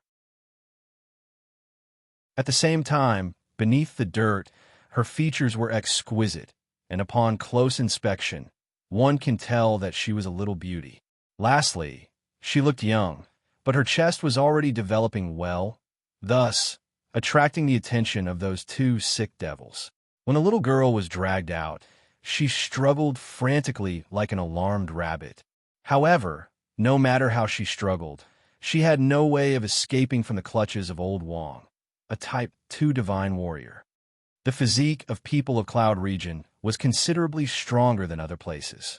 Even the most ordinary of soldiers would possess a strength of at least Type 2 divine warrior. It was naturally impossible for a young girl to fight against such soldiers. Old Zhong cursed out, "Damn, this senior discovered her. Why should I let you play with her? 2,000 credit points. Fork it out, and you can have a turn." The other soldiers stared greedily at the little girl and gritted her teeth. "Fine, 2,000 credit points it is." After their short discussion, Old Zhong panted and pounced on the girl, tearing her clothes apart like it was nothing. The little girl cried and screamed before opening her little mouth to bite down harshly on the hand of Old Zhong. "Fuck, you little bitch. You want to die?" Old Zhong roared out in pain and rage, sending a vicious slap across her face. The cheeks of the girl started to swell as blood flowed down her mouth. She cried out before twisting her head to stare at him fixedly with a glare that was eerily similar to an enraged wild wolf, her gaze filled with hatred. Old Zhong was momentarily taken aback by that stare, his hairs standing on end. He retreated 2 steps uncontrollably before he roared out in shame, "What are you looking at? Do you believe this senior will dig out your eyeballs?" Even with that loud shout, the girl continued to stare at him fixedly. Old Zhong felt a chill in his heart, and he emitted a killing intent. "Enemy attack! Enemy attack! Help!" Right at this time, there were cries and screams of shock from behind. A number of laser beams and electromagnetic shots fired from behind. The crowd began to panic and ran in different directions, causing some to fall onto the stampede. Shui Luo guards. They're the Shui Luo guards. The Shui Luo guards are killing their way over. It's a Shui Luo guards. We are allies. Why are they attacking us? The intense battle lasted no more than 10 minutes, forcing the thousands of soldiers back in retreat. The soldiers of Evergreen City were far from comparable to the Shui Luo guards. Furthermore, their equipment was lacking, adding on to them not being prepared for the Shui Luo guards. They were thus easily crushed by Han Qiong. Many fled in other directions. Old Zhong watched his comrades fleeing past him, and his eyes flashed with fear. He grabbed the girl and tried to drag her toward his motorcycle. "Come with me." The girl was weak. No matter how hard she struggled, she could not resist. Right at this time, an electromagnetic beam shot from a distance, directly penetrating Old Zhong's head. Blood showered all over the girl. The girl turned to look in the direction of the shot, only to see Han Qiong riding over valiantly on her own enhanced motorcycle, decked in a black Type 3 bodysuit. When she came up to the girl, Han Qiong asked, "Are you all right?" The little girl nodded. Han Qiong surveyed the surroundings, but did not discover any parent figure. She sighed lightly. "Come on up." She had seen plenty of such cases. The little girl scrambled up the motorcycle.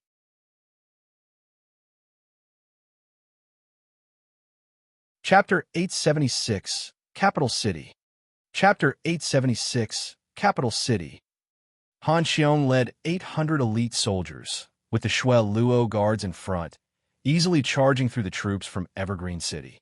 She deployed 200 Shui Luo guards to chase after those who were fleeing, while sending another 300 to gather the scattered refugees. Under her efforts, the refugees were gathered once more, reaching a staggering figure of 100,000. It was truly a difficult feat to perform. One female warrior came up to Han Qiong and reported, "Captain Han, there's a troop about 20 li away. There are about 3,000 soldiers, and they're likely to be the reinforcements of Evergreen City." One other commander beside Han Qiong asked out of concern, "What should we do? Captain, should we disperse?" They numbered only 800, with 200 already sent to clean up the fleeing Evergreen troops. 300 were maintaining order, thus leaving behind another 300 that was available for combat. Han Qiong's eyes flashed with a decisive look. No, we cannot flee. I will take the troops to go fight it out with them. You guys stay here and maintain order. After the chaos and panic earlier, over 2,000 refugees had perished in the stampede, while another 8,000 were missing in the wilderness. If panic was to break out again, the refugees would definitely be harder to control, and more people would suffer under the chaos. When she made her decision, Han Qiong immediately kick-started her motorcycle. She charged towards the front in her Type 3 bodysuit and battle spear, leading 300 Shuel Luo guards as well as 2 Reapers. The speed of the enhanced motorcycle was terrifying. The distance of 20 li was quickly passed. Soon, Han Qiong caught sight of the 3,000 troops wielding ray guns and sitting in infantry vehicles making their way over. The enhanced motorcycles were equipped with Type 2 mutant beast nuclei. It was not a means of transportation that was widely available. To ordinary soldiers, infantry vehicles were more than enough for their transportation needs. Attack! The moment Han Qiong charged forward, she controlled her enhanced motorcycle to fire out laser beams at the infantry vehicles. The battle-hardened Shuel Luo guards also pushed their own enhanced motorcycles to fire laser beams at the infantry vehicles. Faced with the assault of laser beams, many of the armored infantry vehicles were pummeled full of holes. Many soldiers within were also punctured, leaving them gravely injured or dead. At this moment, the disadvantage of laser weapons was exhibited. Although laser weapons had high penetrating power, they were unable to annihilate an entire infantry vehicle with a single shot. However, this disadvantage was covered by the 2 Reapers behind. The moment they opened up their shoulder flaps, a number of guided missiles shot out. Every shot was able to cause a huge explosion when they struck the infantry vehicles, consuming the entire vehicle as well as the soldiers within in flames. The 2 Reapers were like moving fortresses, crushing any armored vehicles under their feet when they got too near. Many soldiers were instantly crushed to death. Reaper, those are Reapers. How is it possible for Reapers to be here? Damn it. Quick, run. When faced with a sudden assault, the entire troop simply fell apart. Their casualty rate when Han Qiong slammed into them had instantly rose to 30%. They were just an ordinary troop that had not undergone many battles. Faced with such a toll of injured soldiers, their morale plunged. Many of them threw away their equipment and hurried to get on their vehicles. As they fled, they left behind their weapon loads as well as the vehicles carrying their equipment that they were supposed to be guarding strictly. Han Qiong saw this and relaxed slightly. With her force of 300, she had launched a sudden attack on these 3,000 soldiers. It was impossible not to feel pressure. Had she failed, the hundreds of thousands of refugees would suffer a terrible fate. This time, Han Qiong had managed to succeed, and gain the advantage of sneak attack was partly due to the timing of her attack, especially the 2 Reapers, which had instantly destroyed a large number of the transport vehicles. This caused a large number of casualties on the enemy's side while crushing their morale, thus forcing them to retreat. When Han Qiong observed carefully, she suddenly understood they could not have been reinforcements. They were most likely escorts for the items in these trucks. She opened the boxes, sucking in a cold breath when she saw what was inside. Her eyes lit up with excitement. In each of those large transport vehicles, there were Reapers. In the 30 large vehicles, there were a total of 30 Reapers. The might of Reapers were truly shocking, yet they were incredibly hard to manufacture. The runes and alloy parts of their frame were hard to produce. Furthermore, many core parts were made out of parts of Type 5 mutant beasts. In the entire Cloud region, there might at most be a total of 5 Reapers manufactured a year. These 30 models being transported meant 6 years of Cloud region's output already. Han Qiong swiftly came up to one captive and asked him harshly, "Where were you guys intending to send these to?" The captive replied obediently, "We were tasked to send them to the capital." "Did any of your superiors mention that the goods were Reapers?" "No. Our superiors just told us to deliver them to the capital." "Do you know where they came from?" "Not too clear." Han Qiong gathered a few others to verify the information, but did not receive much help. She gave up, instead, relaying what she had to Zhong. There seems to be something brewing. When Zhong heard the news, his gut feeling told him that there was something happening in the capital. However, since he was still at the 20th fort, he had no clue about what was happening there. A sense of urgency overcame him. He did not know why he felt so anxious. However, he could feel it deep in his bones that if he stayed here, there might be an irreversible mistake. Seems like I need to take a look myself. Zhong made the decision quickly, and after relaying some orders, he quickly made his way in the direction of the capital. The capital was about a few thousand li away from Blood Red City. There were a few cities along the way. If the army was to be deployed, the journey would be long and arduous. Zhong disguised himself as an evergreen soldier, and under the pretense of carrying out orders, he rode an enhanced motorcycle along the huge road, nearing the capital after 3 days. Is that the capital? It truly seems like a marvelous existence. Now that he was up close, he could not help but sigh at the look of the place. In the distance, the various peaks of the capital were touching the clouds, the numerous structures and buildings made out of reinforced alloy concrete. On the city wall, the various defense systems were set up with automation, while various bunkers littered around the city wall. A number of heavy cannons were littered all around the city wall. With his eyes sweeping across, he could tell that there were at least 3,000 of such weapons. A single round could devastate anything within a 1 square kilometer. If all 3,000 of them were to fire, even a Type 6 Divine Warrior would be blasted to smithereens. Of course, while the damage was tyrannical, it had a shortcoming as well. That was the energy consumption. Every round required the emptying of a Type 3 mutant beast nucleus.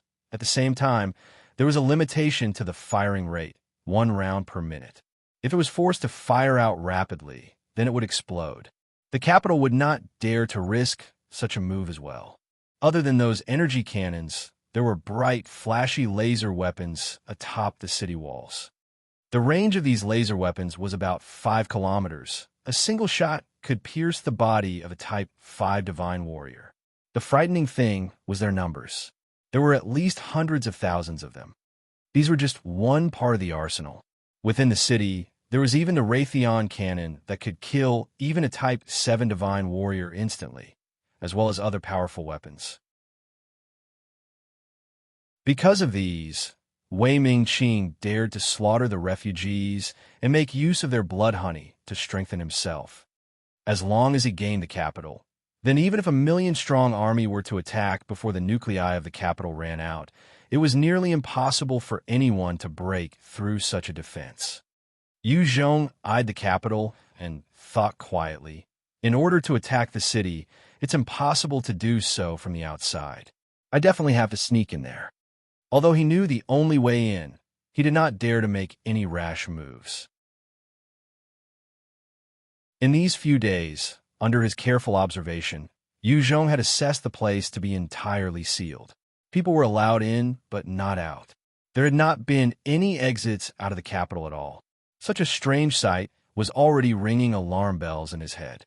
If he forcefully sneaked in, the moment he was caught or captured, there was no guarantee he could escape unharmed.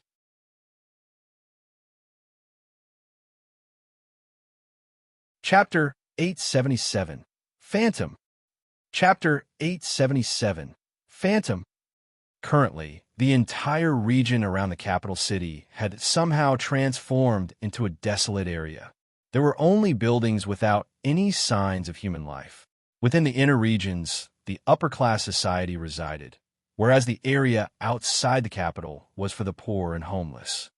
Zhong walked among the ruins and would find some incomplete human corpses littered on the roadside from time to time. Such a sight gave him the chills, and he was clearer about the tyranny and cruelty of Wei Ming-Qing. For the sake of his own strength, he had sacrificed over 1,000,000 people. This person is worse than a beast. A strong surge of fury arose in his heart. Zhong was no saint himself, having walked a tough road since the apocalypse, his personality growing more vicious and decisive. However, he would never do such a thing to strengthen himself. It was too cruel, sadistic, and cold to slaughter 1,000,000 people. In the various towns, there was a stifling atmosphere lingering. Zhong continued to travel through the towns. Right at this moment, a strong sense of danger rose up in his mind. He channeled his dark Do Qi, twisting his body at an impossible angle, evading towards the side. A black dagger flashed across his chest with a trailing light, tearing through the Type 5 mutant beast hide Zhong was wearing. Fresh blood flowed from his wound. Had Zhong's reaction been slower by just a little, he would have been killed instantly by that dagger. Zhong twisted his body once more, quickly activated his third-order gravity manipulation, causing the owner of the shadow to sink. He then sent an explosive fist towards the assailant. At that instant, the fist went right through the black shadow, feeling as though he passed through the air. There was no sensation at all. Zhong's pupils narrowed and swiftly turned back to assess his surroundings. However, he did not discover anybody. The bloody wound on his chest gave him a reminder that there was a powerful and terrifying expert hidden within this barren town. Expert. There's an expert here. Zhong looked all around at the dilapidated buildings, his pupils constricted. The expert could flee from his hands, which meant that he was not some riffraff, and was likely at least a peak Type 4 divine warrior. After checking his surroundings, he did not discover anybody. Proceeding into an alley carefully, he flipped his hands and took out a multi-purpose helmet. Zhong put it on and walked out. With Bai Yi's control, the helmet was able to scan for signs of life within a radius of dozen meters, sending the information to Zhong. With it on, his sensing abilities became stronger. Zhong walked carefully through the town for a period of time, but did not discover any signs of life. A sense of doubt arose, but he still proceeded on cautiously. At this moment, there were the sounds of motors roaring to life from a road far in the distance. His heart pumping, Zhong swiftly leaped onto the roof of a nearby house and activated his third-order stealth, blending into the surrounding. Soon, 100 enhanced motorcycles came roaring past, each of them driven by an elite soldier that had an enhanced battle spear on his back. They had ray guns hanging by their waist, their battle suits all of the Type 3 level, and they were all wearing multi-purpose helmets. They quickly came charging right through the town. The moment they entered the town, they quickly got off their motorcycles. Spreading out, they quickly went to occupy several locations. A soldier in Type 4 battle suit turned to his comrade who was in a similar armor, asking doubtfully, "Sir Luo Hai, will Phantom truly be here? There's already nobody in this town. Why would she be here?" Luo Hai swept a glance across the village, his eyes brightening. "She will. This is where she was born. There were her friends here. At that time, when we swept through this place, there were no signs of anybody. We had already surrounded them. They could not possibly have escaped. It is obvious that there's some mechanism somewhere here, hiding the people. This is also a trap we set. For the sake of saving her kin and friends, she will risk her life to come back here. Based on the reports from the superiors, she has already reached here. Today will be the day she dies."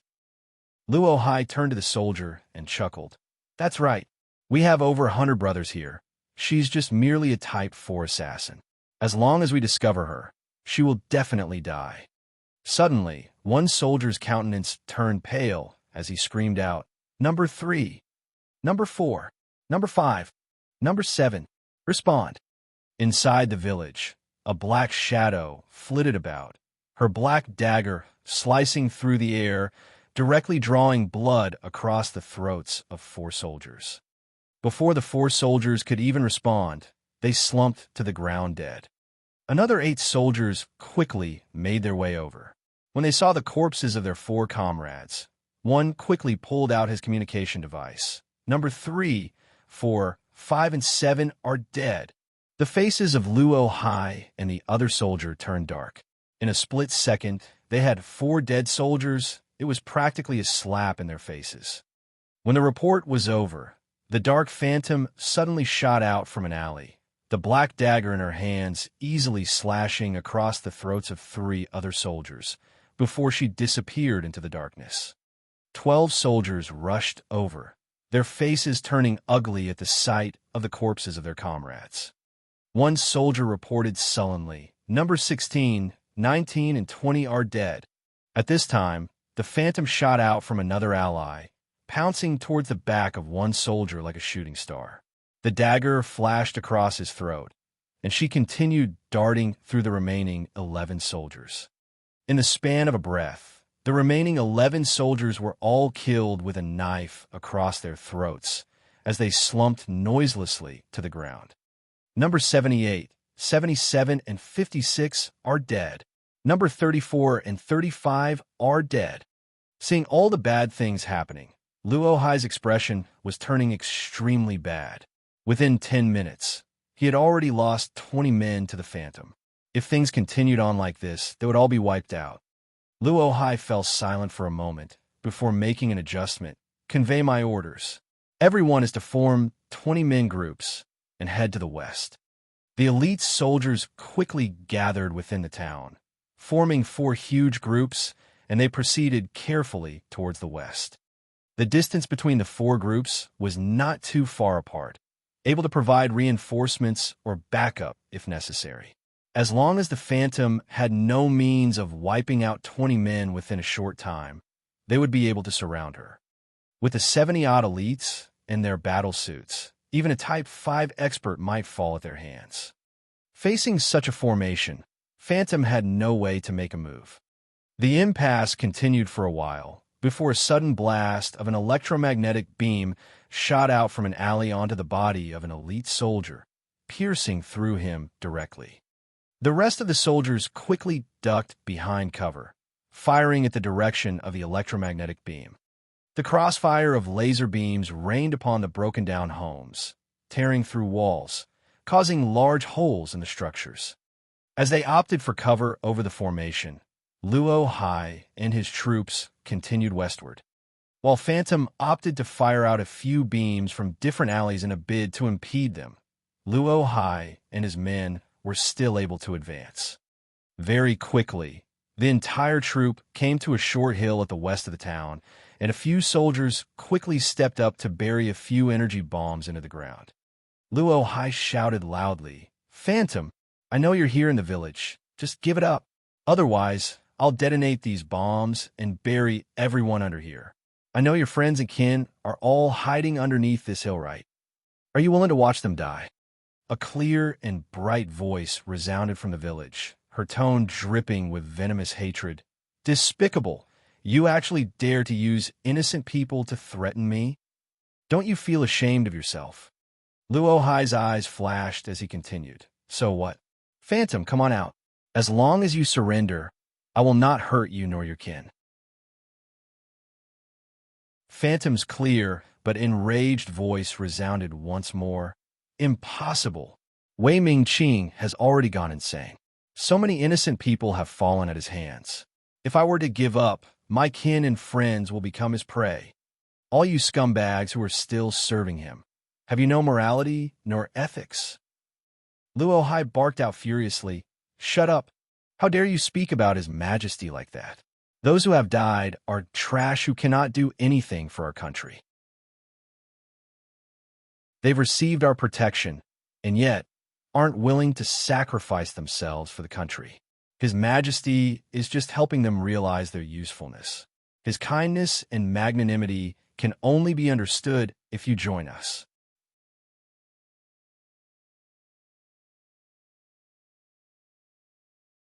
Chapter 878, Threat. Chapter 878, Threat. Luo Hai's face sunk as he snarled, "Phantom, if you were to submit now, I will let the people below hear off. Otherwise, you can all go to hell. I'm giving you 10 seconds to consider. After 10, don't blame me for detonating the bombs. 09, 1, no." At that moment, when Luo Hai counted down to 1, an extremely beautiful woman walked out of the town, her voluptuous figure decked in black leather, while her long hair was tied in a ponytail. Her eyes were filled with hatred. "Fool!"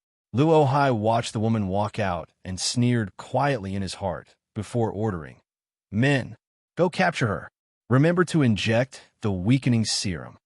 Two soldiers walked over to Phantom, immediately injecting her with the serum before dragging her towards Luo Hai. She lifted her head proudly and stared daggers at Luo Hai. I've already surrendered. Honor your words. Release them. Luo Hai stared at the extremely beautiful expert who was now a mere mortal, his eyes flashing with delight. Ha ha! Fool! Phantom, you're truly stupid. Aren't you clear about the way we do things? Let me tell you, even if you surrendered, those people will still die. They're to be sacrificed for His Majesty's evolution. Phantom's eyes flashed with despair as she cursed. Despicable! Shameless! You damn beast! Luo Hai's gaze turned perverse as he caressed Phantom's jaw, laughing in an unbridled fashion. Ha ha! Curse all you want, little bitch. Whatever you say. I've long since wanted to have a taste of you, Phantom. However, your position has been too high. This time, you're truly stupid to betray and flee from the capital. Otherwise, I wouldn't have had such a chance. Now that you're stupidly giving yourself up, seems like your brain has gone dumb from killing. Hong, hong, hong. Following some loud explosions, the small hill was blasted open, revealing a tunnel below. A dozen soldiers quickly dug a huge hole, advancing deeper into the mountain.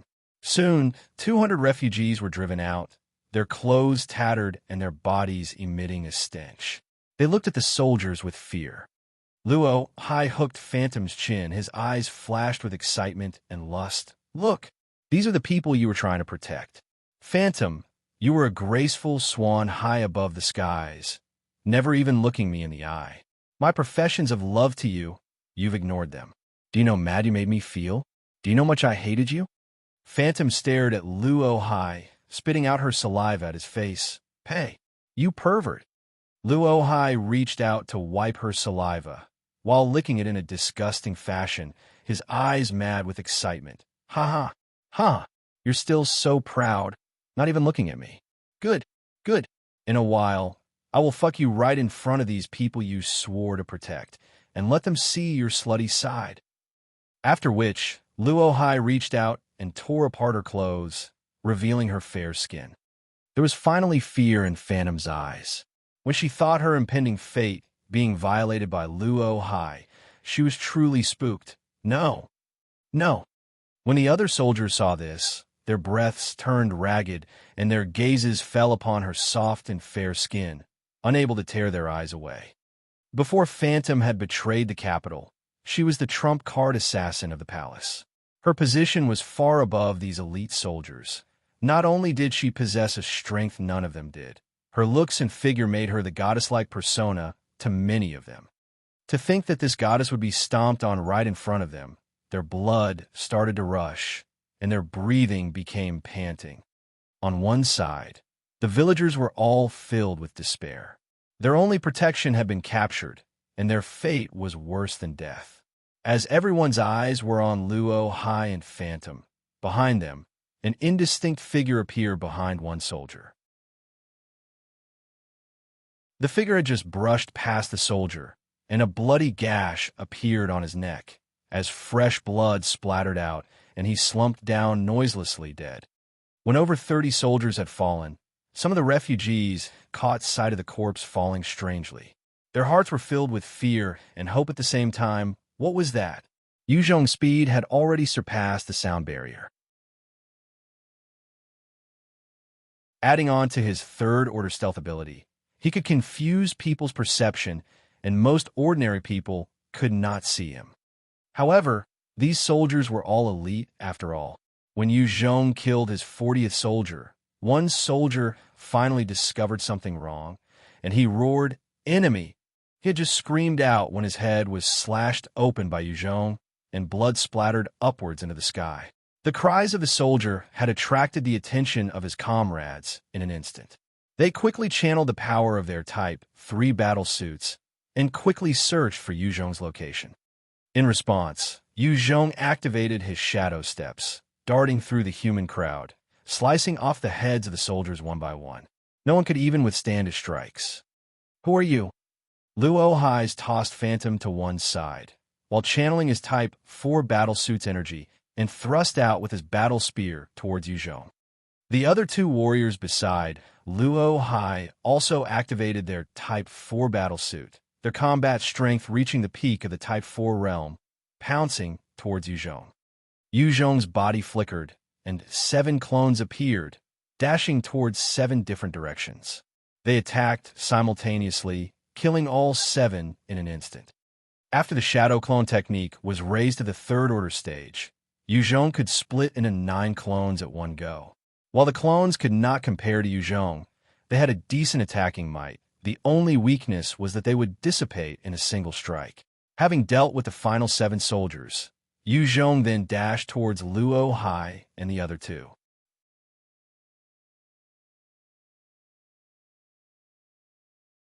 Chapter 879, Red Dragon Pill. Chapter 879, Red Dragon Pill. Zhong's pupils narrowed, his 3rd order gravity manipulation activating. A strong gravitational force spread out and enveloped the approaching Type 4 expert. When enveloped by the gravity force, the body of the Type 4 expert sunk slightly. Zhong punched out with his fist covered in devil flames, and the moment the flames touched the head of the Type 4 expert, it consumed him. Amidst his miserable screams, his head was reduced to ashes. Expert Luo Hai watched his vice commander killed in 1 second, and he was filled with shock. His second-in-command was also a peak Type 4 expert. Together with the enhancement of the Type 4 battlesuit, he could even reach the initial stages of Type 5 realm. Yet, he was killed by Zhong in a single strike. The other Type 4 expert thrust out with a spear, aiming for Zhong's heart like a coiling dragon. Zhong raised his blade in a profound movement, bringing it to meet the spear. His dark dough, qi billowed out and enabled the spear to be knocked away. He then shot forward to the side of the Type 4 expert, smashing a single fist towards the head of the Type 4 expert. The Type 4 expert watched the incoming fist covered with devil flame, his eyes flashing with despair. "Stop!" Luo Hai roared out in anger, his battle spear and his body like one as he thrust towards Zhong. If Zhong insisted on killing the Type 4 expert, he would be penetrated himself as well. Zhong did not evade nor dodge, his eyes flashing with a ferocious glint. He slapped the head of the Type 4 expert, and with a flash, the expert's head was incinerated into nothing. With the death of that expert, Luo Hai was not devastated. Instead, he rejoiced.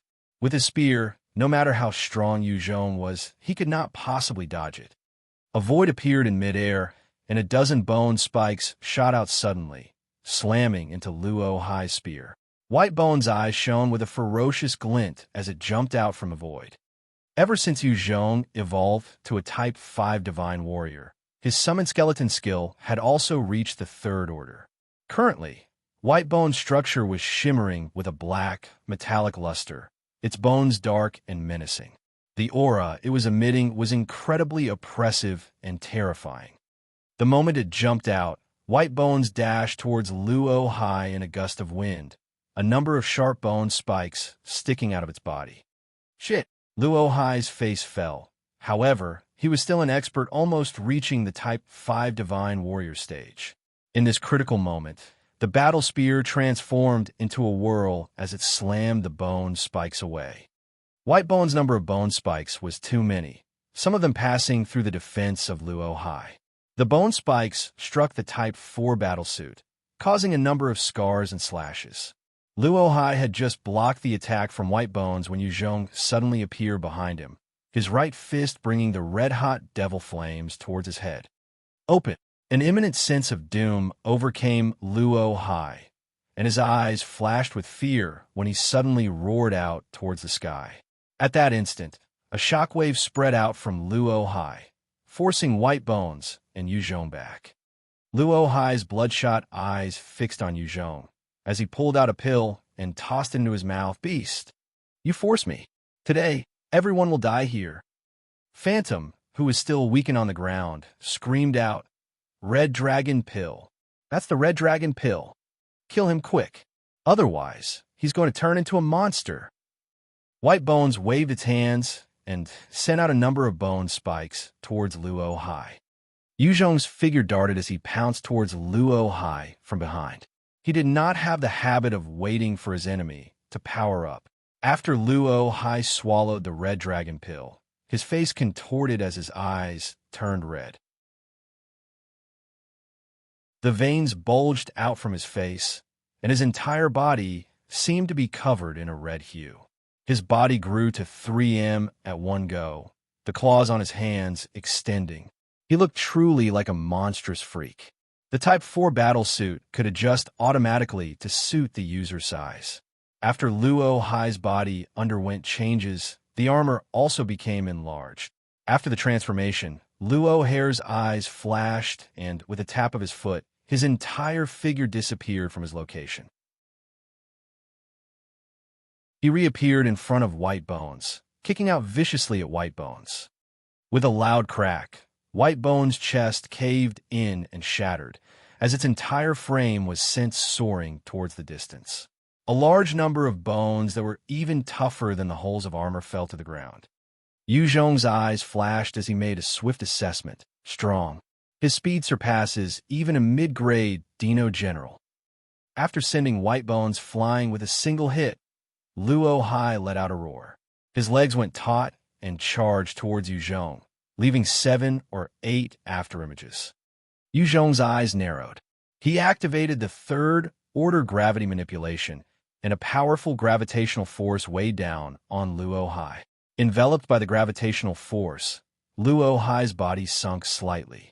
He readjusted himself and continued towards Yu Zhong with intense speed. Yu Zhong slapped out, activating his Devil Flame, as a powerful flame dragon shot towards Luo Hai. Luo Hai's body twisted continuously, evading the attack of the Devil Flames. He suddenly appeared in front of Yu Zhong and kicked out viciously. Yu Zhong raised his left shoulder to defend against the vicious attack from Luo Hai. Luo Hai's monstrous strength immediately exploded out, sending Yu Zhong towards the distance like a cannonball. What terrifying strength! Yu Zhong was still in midair and felt his entire left shoulder hurting as though it was about to fracture. If it had been before his evolution to the Type 5 stage, he would definitely have suffered broken bones. After Yu Zhong was sent flying, Luo Hai's eyes gleamed with incomparable ferocity. He tapped his foot and disappeared from his location, appearing behind where Yu Zhong was about to land and slashed out at his chest. Yu Zhong was still in midair and had no choice but to twist his body at an impossible angle to dodge the hit. Luo Hai's claws managed to tear apart Yu Zhong's Type 5 mutant beast hide, piercing into his skin. "I got you. Go to hell." Yu Zhong grabbed hold of Luo Hai's right claw, his eyes flashing viciously, channeling the Devil Flame, a powerful blaze threatening to consume Luo Hai. Luo Hai was likewise vicious as well. He saw the flames, and with a decisive look, he slashed down at his own right arm, before kicking Yu Zhong viciously, sending him soaring once more. Facing the continuous blows, Yu Zhong spat out a mouthful of blood, feeling like his organs were displaced. On the other side, Luo Hai was still covered in the devil flames that could incinerate even a Type 5 divine warrior. It was spreading all over his body, causing a smoking smell. Luo Hai roared out once more like a wild beast, a large radiance of life bursting out from him, forcefully dissipating the devil flames. After relying on the radiance of life to extinguish the flames, Luo Hai's hair turned white, dropping from his head. His face started to be covered in wrinkles, looking as though he aged suddenly. The red dragon pill could turn Luo Hai into a killing machine, but at the same time, it depleted him of his vitality and life force. Since the radiance of life was an ability that invoked the innate life force, he had not much time left to live.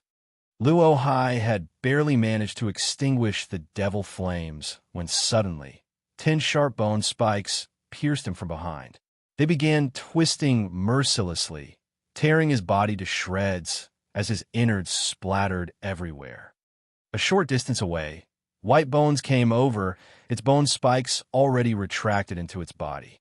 Seeing Luo Hai dead, all the refugees of the town heaved a sigh of relief. They walked over to surround Phantom, staring at white bones and Zhong with fear. The third order regeneration is simply overpowered. My body's regeneration is on par with a Type 3 mutant beast already. As Zhong landed, he surveyed his body and was pleasantly surprised to discover the deep gash across his chest already healing and closing up. Based on the healing speed, it was likely that he would be as good as new in 20 minutes. The only downside was that the faster the recovery, the hungrier he got. Feeling his strength, Zhong pondered, seems like my body is becoming stronger. If I can't evolve to the peak of the Type 5 realm, maybe mid-grade Dino Generals might not be my match anymore. Zhong's God and Devil imprint was the best tool that helped him absorb pure life force, helping him to evolve further. Along the way, he had broken through the various bottlenecks of humans, reaching greater heights each time. After checking himself, Zhong came up to Phantom and asked, "Phantom, you're someone who escaped from the capital, right?" Since he had reached the Type 5 realm, Zhong's sense had become more acute. He had heard the exchange between Phantom and Luo Hai earlier, and it was the reason why he decided to save her. She looked at him warily. "That's right. Who are you?" Zhong pulled out the antidote to the weakening serum and replied indifferently, "I'm Zhong, one of the leaders of the rebels. I want to know information on the capital. This is the antidote. If you're willing to speak, it's yours."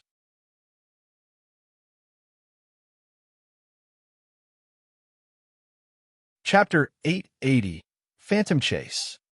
Chapter 880, Phantom Chase. Phantom was silent for a while. "Fine. I'll tell you." Zhong tossed out the serum, handing it to her. She took a sniff, ascertaining the contents before downing it. She then lifted her head and asked, "What would you like to know?" Zhong swept a glance across the refugees before saying, "Everything. I want to know all that you know about the capital." Phantom sighed as she dived into the story. The king has already been possessed by his own demons during his cultivation. When the king Wei Ming-Qing had gathered the millions of refugees and killed them, using their blood to turn into the blood honey, it had rocked the entire capital. Some of the wiser, as well as more ethical officials, spoke up to reprimand his actions.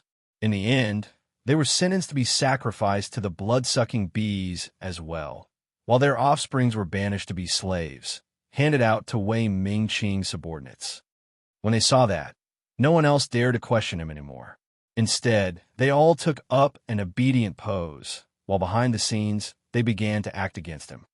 After all, within the millions of refugees, many of the upper-class clans had representatives within them. They could gain many resources from taking advantage of them. With 1 million refugees killed, many upper-class clans lost their benefits. At the same time, Wei Ming-Qing's depraved actions lost him many supporters. Everyone was in fear, afraid that they would be next on his chopping board. Not too long ago, many of the upper clans were still allowed to leave the capital. At that time, many of them left the place with various excuses just to get out of this bloodstained city. Wei Ming-Qing discovered that many had fled and became furious. He passed the order to close the city gates. Other than those from the military under his orders, no one could get out. After the order was given, the capital was sealed. The residents had no way of leaving freely. However, it caused more chaos within, and rumors started to float about. They were mostly about Wei Ming-Qing intending to slaughter everyone in the city, helping him to break through to the Type 6 realm. When those rumors surfaced, the investigative officers and army had to step forward and apprehend those responsible for spreading. They were thrown and fed to the blood-sucking bees. Every day, there would be more deaths, more panic and fear. Some of the clans tried to resist Wei Ming-Qing's tyranny. However, the moment they acted, the overwhelming counterattack from Wei Ming-Qing's forces would crush them, preventing any waves. The strongest military force in the capital was the Capital Guards, and they were under Wei Ming-Qing's control. It was his strongest move and tool to slaughter millions of refugees. At the same time, The city gates were sealed shut, bringing despair to everyone within as they slowly awaited for their own deaths. The firepower of the city gates was truly overwhelming, with powerful scanning abilities as well. With those systems in place, even a Type 6 Divine Warrior would not be able to escape undetected. Zhong asked curiously, "Then how did you come out?" Phantom replied slowly, "I borrowed the excuse of joining a mission. The moment I left the capital, I did not go back since." Zhong frowned when he heard that. Based on Phantom's words, there was no chance to enter the capital. He then thought, unless I disguised myself as a refugee, blending into the refugees to enter the capital was one of Zhong's plans. However, the plan was unreliable at best. Should anyone discover his identity, his fate would be sealed. Phantom looked at him and asked, "You want to go in?" "That's right." Phantom looked at him and said, "The general of the capital guards is called Wei Shou. He's extremely loyal to the king. However, there's still the north, south, east, and west troops, each of them led by the scions of the upper clans. Their authority is not that small either. It's just that ever since Wei Ming Qing passed the order to seal the gates, there had been some divide between them. There's bound to be some infighting in time." Zhong shook his head. "Time? That's what I lack the most right now." After reaching the Type 5 stage, Zhong could feel that he was caught in a giant whirlpool. If he was not careful, the situation would cause him to fall as well.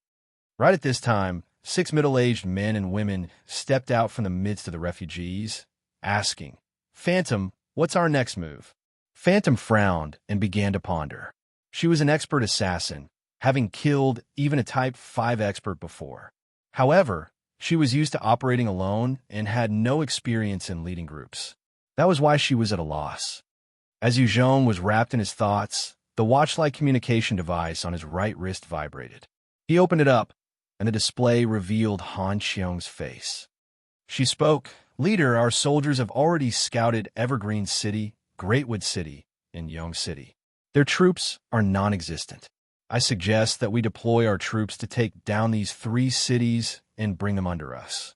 It can train our troops to get used to battles." Zhong nodded in appreciation. "Does our current manpower support the proposed battle?" Han Qiong was a rare subordinate who could plan and execute. Since Zhong had been creating miracles along the way, many of his subordinates had begun to rely on his orders. Once he left, they would be slightly uncomfortable and resort to maintaining things. Yet, Han Qiong dared to propose and take risks. Even without Zhong around, she possessed an advancing attitude and was a talent hard to come by. Han Qiong replied, "Yes, there are 100 Shuel Luo guards, the original city guards, as well as the trained troops recruited from the refugees to maintain guard in Blood Red City. Evergreen City is weak. As long as 300 Shuel Luo guards and 500 soldiers and 5 Reapers were to be deployed, it would definitely fall into our hands. As for Greatwood City and Yong City, I will gather troops and take them down one by one. The 3 cities have decent resources and light industrial capabilities. If we can gain them, it would be beneficial to us." Zhong nodded in satisfaction. "All right, proceed." In reality, Zhong had 10,000 Shuel Luo elites. If he was in Blood Red City, he would have swept the surrounding cities, bringing them under his control. However, due to the sense of unease he felt, he had come to the capital. At the very least, he had to obtain the human technology from the capital. Han Qiong replied confidently, "Yes, the environment can shape a person." Having lived the military life since arriving at this world, Han Qiong had become more outstanding as a military person. Phantom looked at Zhong and Han Qiong in a discussion and hesitated for a while. When they were done, she came up to him and said, "You're really just one of the leaders of the rebel troops in the northwest area?" Zhong glanced at her and replied, "That's right."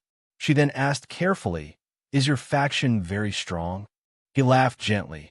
8 of the Shuel Luo forts are already in my hands. Blood Red City is also my territory now. Evergreen City, Greatwood City, and Yong City will become my areas soon. There are no factions in the northwest that can match up to me." Phantom sighed in relief. Zhong, I would like to bring my people to depend on your faction. Is that all right? She was a powerful expert, but she lacked commanding qualities. Her head would hurt when she thought about the food and clothes for these people. If they could join a larger faction, her friends and kin could live better lives. Zhong replied, "Can? I need your help, though. Come with me to infiltrate the capital."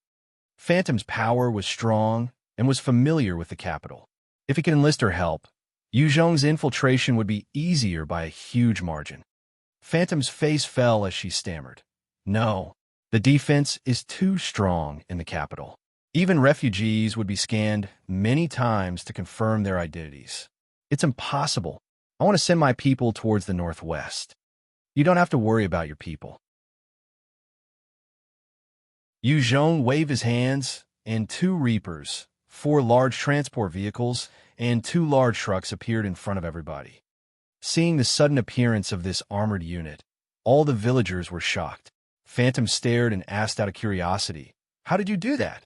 Phantom had seen plenty of high-tech stuff in the capital, but she had not seen such an amazing ability before.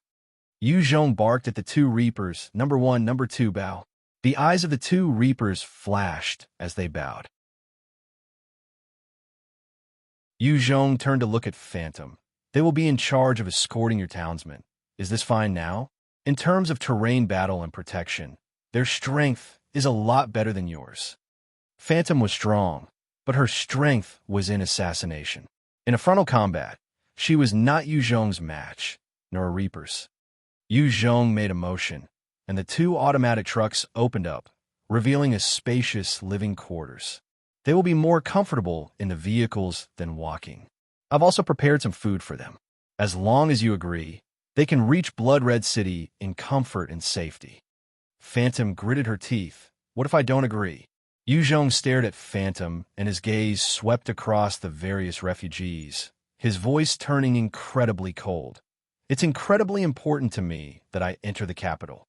Phantom's heart turned cold. She could tell Zhong was a ruthless character to get to where he was. If she did not oblige, the villagers would become a bargaining chip for him. Thus, she replied with gritted teeth, "Fine, I promise to go to the capital with you. You must ensure their safety." Zhong nodded, "Of course." Soon after, the fleet moved off, escorted by the 2 reapers. The fleet was controlled by Bai Yi. Even if they met enemies they could not handle, Bai Yi could control them to evade. It was more efficient than relying on Phantom herself. "Let's go." Eyeing the leaving fleet, Phantom then followed closely behind Zhong. Back at Blood Red City, Qiong had gained Zhong's approval. Thus, she swiftly sent out Xiao Yun to attack Evergreen City. At the same time, she deployed 3,000 Shuel Luo guards and 1,500 ordinary soldiers towards Greatwood City. Xiao Yun and his troops rode enhanced motorcycles, accompanied by 4 235mm cannons launcher, 10 Reapers, as they appeared in Evergreen City. Xiao Yun sat in front, his eyes filled with delight as he observed his troops. "Finally, I have become a commander and can also command a troop. This feels good." My decision to follow Zhong was right. Had I stayed at Xiao Village, I might have become food for mutant beasts already.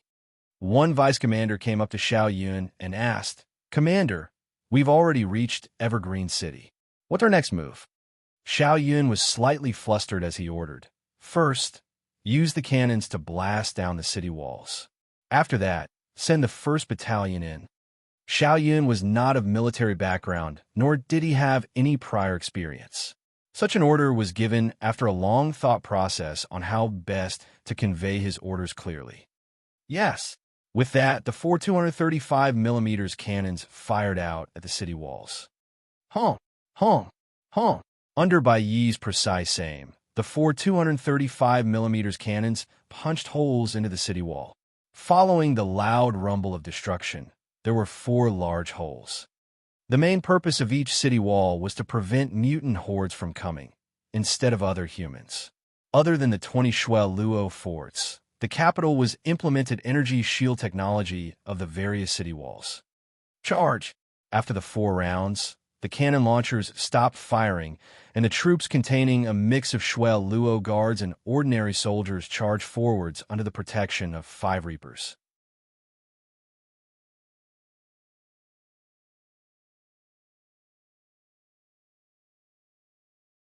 Chapter 881. Strange Movements from the Tyrannosaurus Kingdom. Chapter 881. Strange Movements from the Tyrannosaurus Kingdom. We surrender. Stop attacking. We surrender. The 1st Battalion had just rushed into the broken wall when they discovered a person raising the white flag.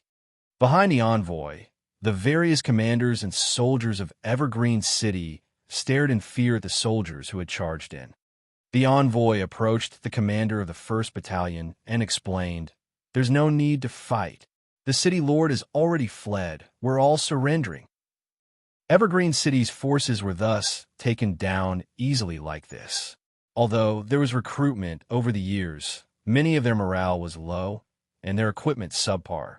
Thus, they had no way to muster any fighting will. When the city lord had discovered Xiao Yun's reapers as well as the other energy-based weapons, he immediately packed up all his assets and brought 100 members of his guard to flee with him.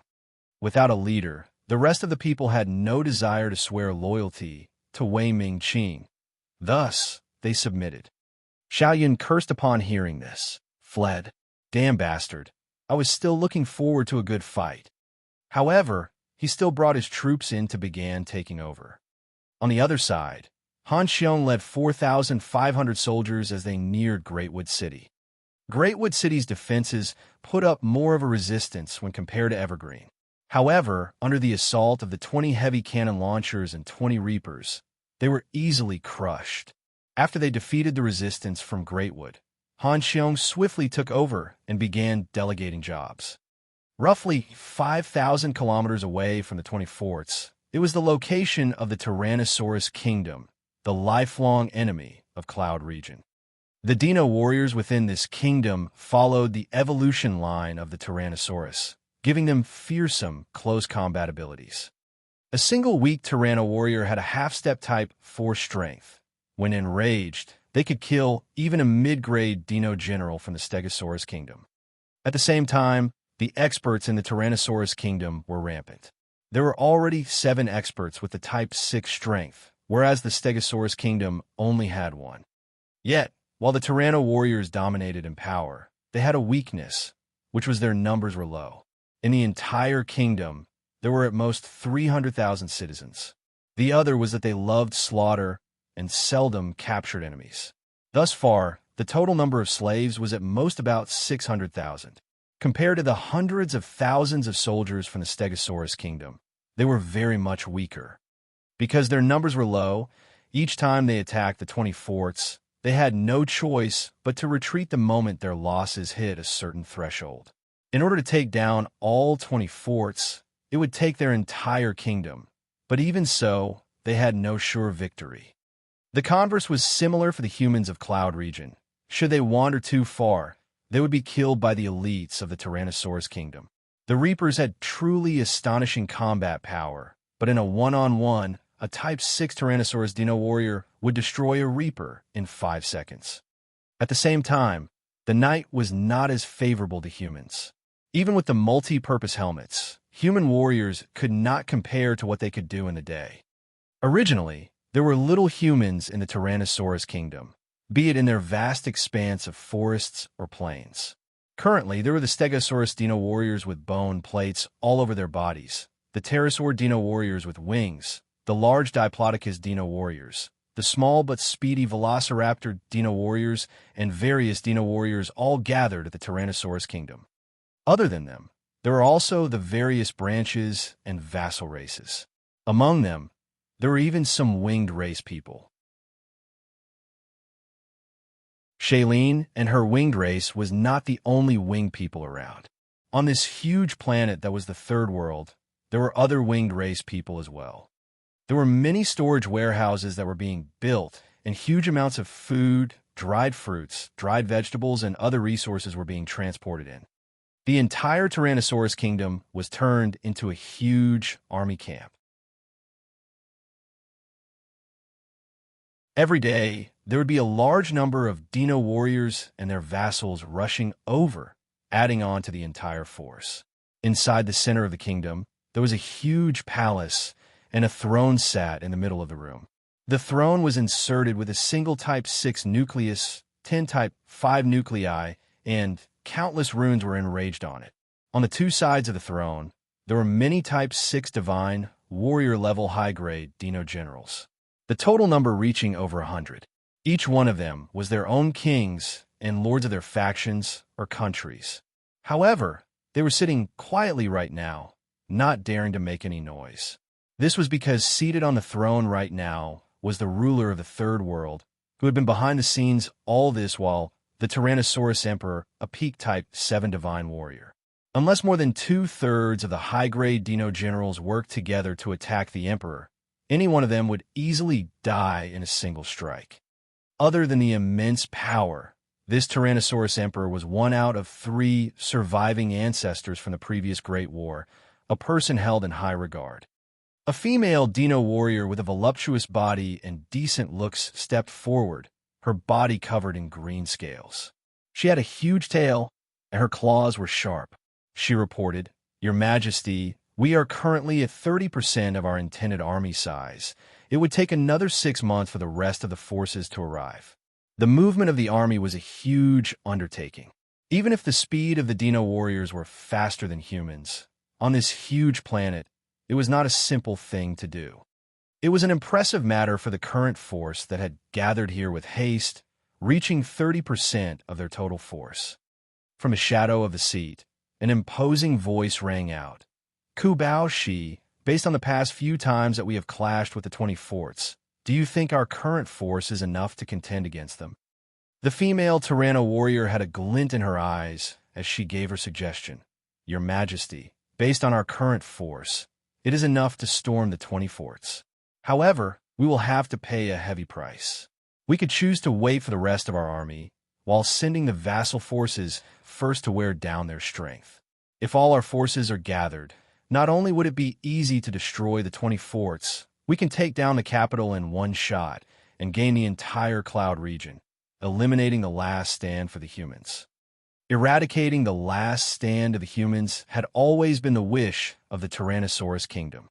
They had once broken through the first fort. However, in that battle, one Tyrannosaurus king had been bombed to death with an energy bomb buried, his body blown up to bits. In the hundreds of years, this sort of battles have been going on constantly, and the Tyrannosaurus kingdom had not managed to wipe out the humans in the Cloud region. The cold voice filled with killing intent sounded out once more. "No. Convey my orders. We must take down the 24ths at all cost within the shortest possible amount of time, and I want everyone in there killed. If there's anyone with a gold imprint on him, capture him and bring him to me. If he's alive, I want to see him. If he's dead, I want his corpse. Whoever dares to hide him from me, I will eradicate their entire clan. Is that clear?" "Yes." All the high-grade Dino generals present felt a chill as they replied. After the threat came the incentive. "Whoever brings the person with the gold imprint to me intact, I will gift them with an entire kingdom. Capturing him alive, I would do my best to push the person to the Type 7 realm." When the high-grade Dino generals heard that, their eyes lit up and their hearts were filled with excitement. "We're willing to die for your Majesty." A Type 7 divine warrior was at the peak of power in this Third World. Other than the 3 ancestors, no one else had reached the Type 7 divine warrior. It got harder to break through each new realm the higher one went. A Type 3 Tyranno warrior might be able to defeat a Type 4 Stego warrior. However, it was hard for a Type 4 Tyranno warrior to defeat a Type 5 Stego warrior. A Type 5 Tyranno warrior would simply be killed in a second by a Type 6 Stego warrior. Other than the huge divides in realm, a Type 7 divine warrior was likely to live over 1,000 years. The Dino warriors were strong in combat, but their vitality was lacking. An ordinary Dino warrior could live for at most 80 years. The low-grade Dino generals could live up to 150 years or so, while high-grade Dino generals would live up to 300. The Type 7 Dino Emperor level beings were able to live till 1500. After the previous Great War, the number of experts was reduced drastically. Other than the 3 Type 7 Dino Emperors, everyone else had perished. To think that they would be able to become a Type 7 existence, many of the high-grade Dino generals became excited and were filled with a strong motivation. They were raring to go and destroy the 20 forts and kill the humans within, capturing the person with the gold imprint and presenting him to the Tyrannosaurus Emperor. Ku Bao, she was feeling elated, but at the same time, there was a sense of doubt. Gold imprint. Is there a secret to it? Why is His Majesty insisting to capture such a person? Under the orders of the Tyrannosaurus Emperor, the entire Tyrannosaur kingdom moved out in droves, marching towards the direction of the 20 forts.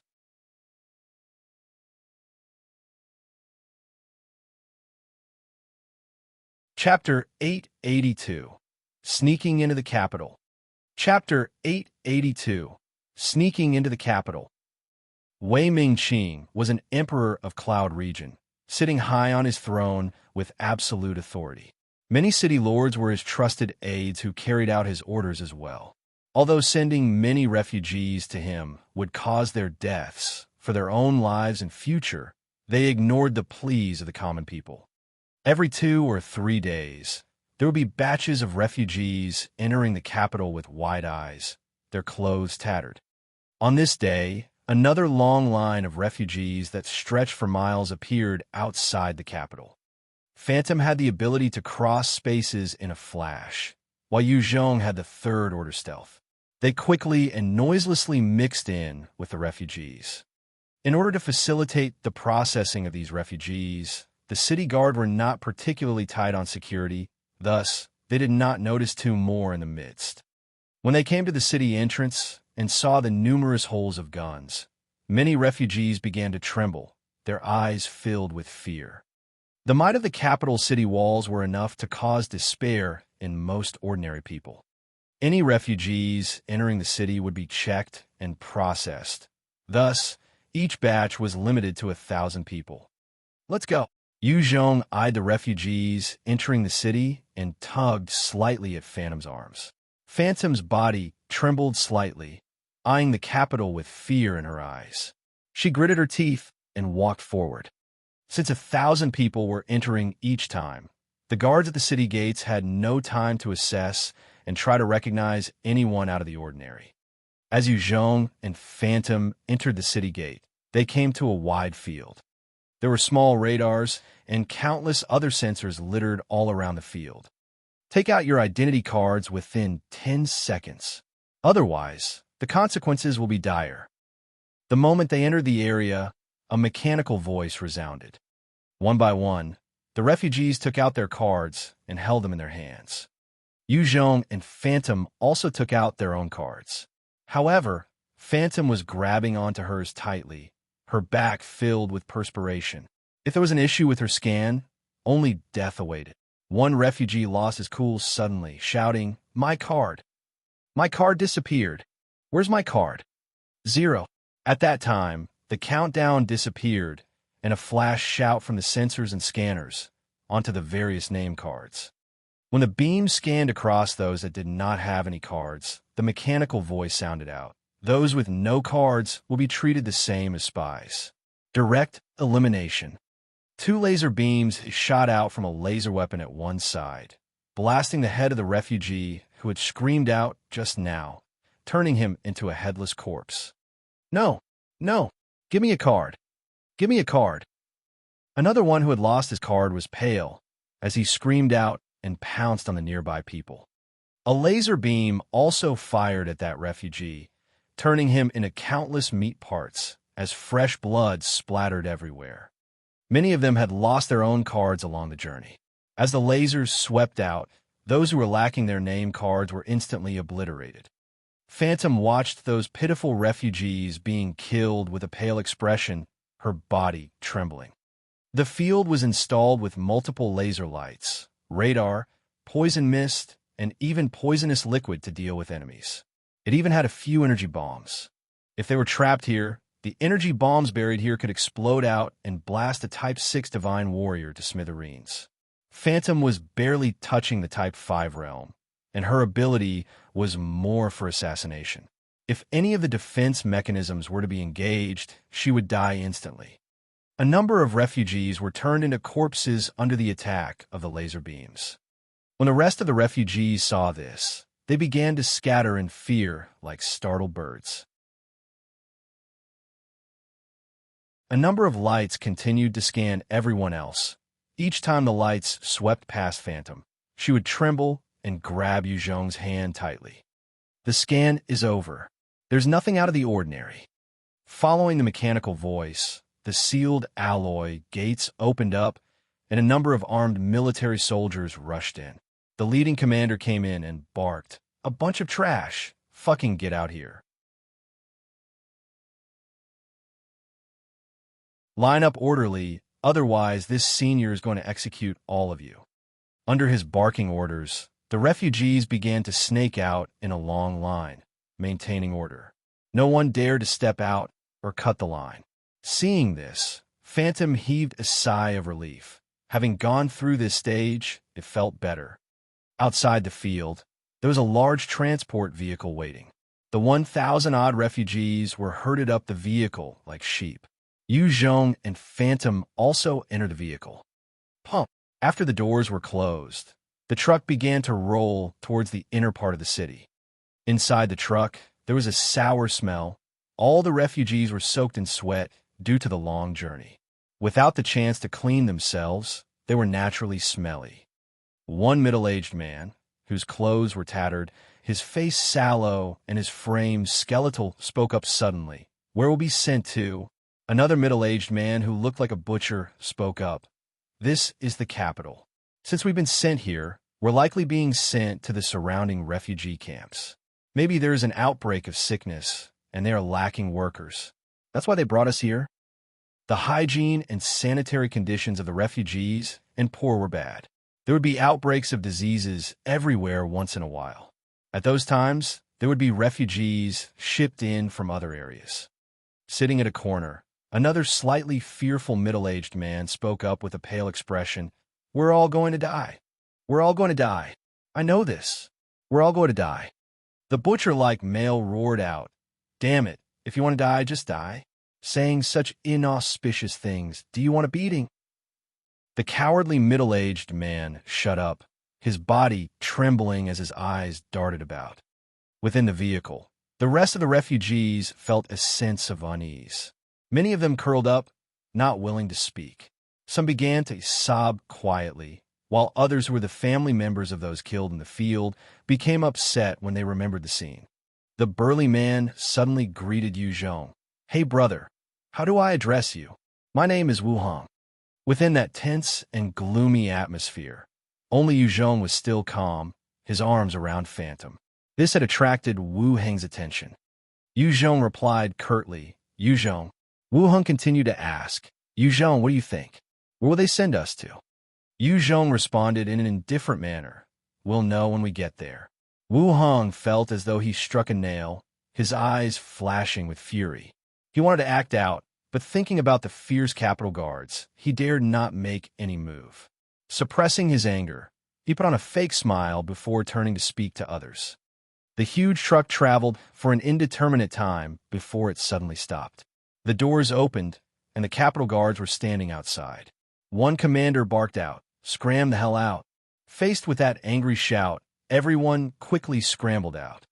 Zhong immediately surveyed his surroundings the moment he stepped out. By now, they were within a huge camp or jail, as there were tall walls of about 20 m surrounding the entire place. On top of the walls, there were electric fences, and the entire place was rigged with surveillance equipment and motion sensors. The only way out was a huge, thick wall, installed with automatic weapons. The soldiers were all dressed in anti-bullet vests, wielding ray guns, and equipped with multi-purpose helmets. They patrolled while shooting cold looks at the survivors. Inside the huge camp, there were many large white domes. They were likely where the refugees were sent to stay. One commander pointed to one of the domes and said, All you trash better listen up. From today onwards, this is where you will be staying. You are not allowed out. No one is to kill anyone or give us trouble, otherwise we'll smash your head in. Damaging any equipment will also warrant death. After that, they were herded into the White Dome. Zhong discovered that the interior of the dome was packed with people. He estimated that there were about 500 of them inside the place. At the same time, the men, women, old and young were all herded together with no clear separation. At one corner, a few men were gathered together. 8 pairs of couples were engaging in lewd acts, their intense and passionate moans resounding throughout the place, but no one bothered about them. After he had taken in the environment, he grabbed Phantom's hand and went towards the dozens of men gathered together.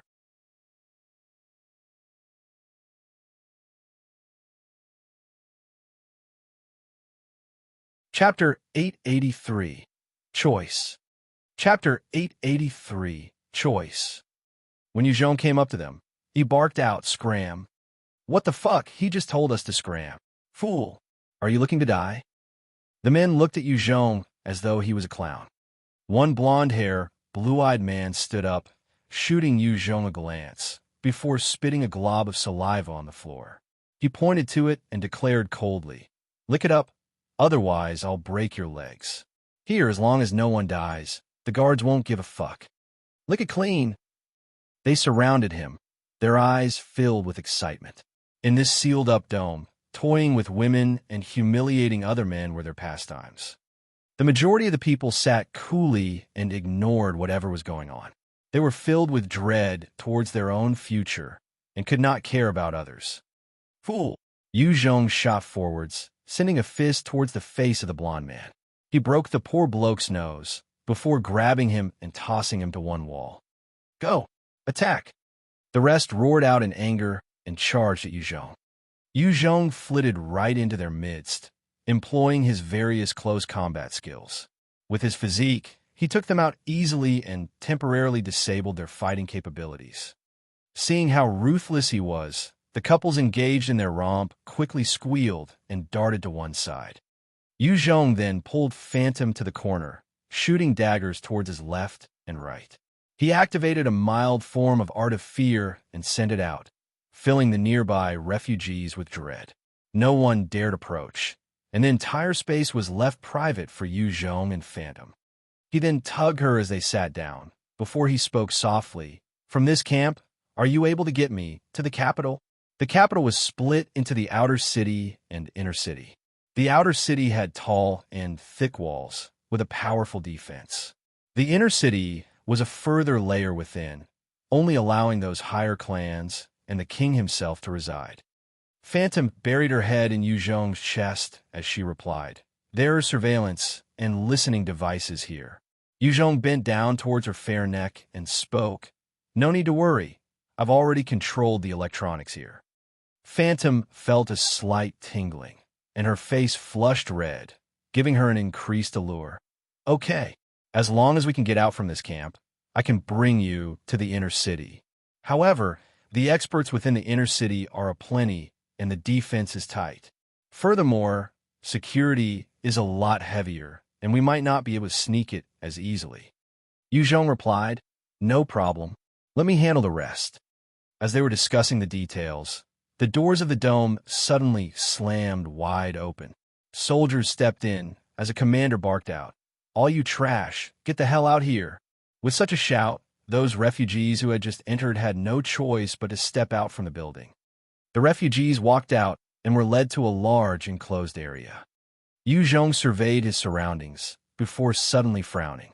He discovered that there were a number of mech fighters, each about 8 m tall, made out of alloy and installed with various electromagnetic cannons. Inside Cloud Region, there were 2 types of mech fighters. One was the Reaper, made with a large amount of resources and advanced technology. The other was the ordinary mech fighters, similar to the RH-2 from the Second World. Due to the requirements of the Reapers, many camps chose to manufacture the ordinary mech fighters. However, they were more common in the 20 forts as well as the capital, compared to other places. When the refugees were herded towards the enclosed area, they saw the surrounding mech fighters and felt a growing sense of unease. As for the soldiers, they hurried out of the place and closed the doors shut. No one is to leave the field. Anyone who does so will be executed on the spot. A bright announcement rang out within the area. When they heard this, the refugees did not dare move. After all, every one of those soldiers was cold-hearted killers. Damn it, don't tell me. Zhong stood there, and when he looked once more at the huge crowd of people, he felt his scalp go numb. At almost the next instant, his premonition came true as a loud, buzzing sound drew closer to them. Blood-sucking bees. Fucking beasts. What should I do? Zhong saw the clouds of bees, and his heart plunged. To Zhong, a Type 5 divine warrior, these bees were of no threat.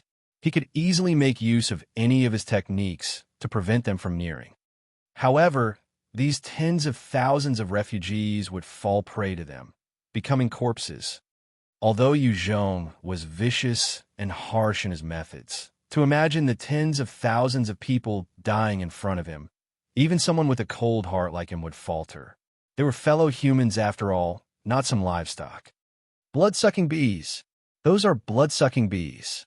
Quick escape. We're over. Those are blood-sucking bees. Amidst the tens of thousands of people, some of them with good vision had already caught sight of the cloud of bugs. Their countenance was pale as they tried to flee.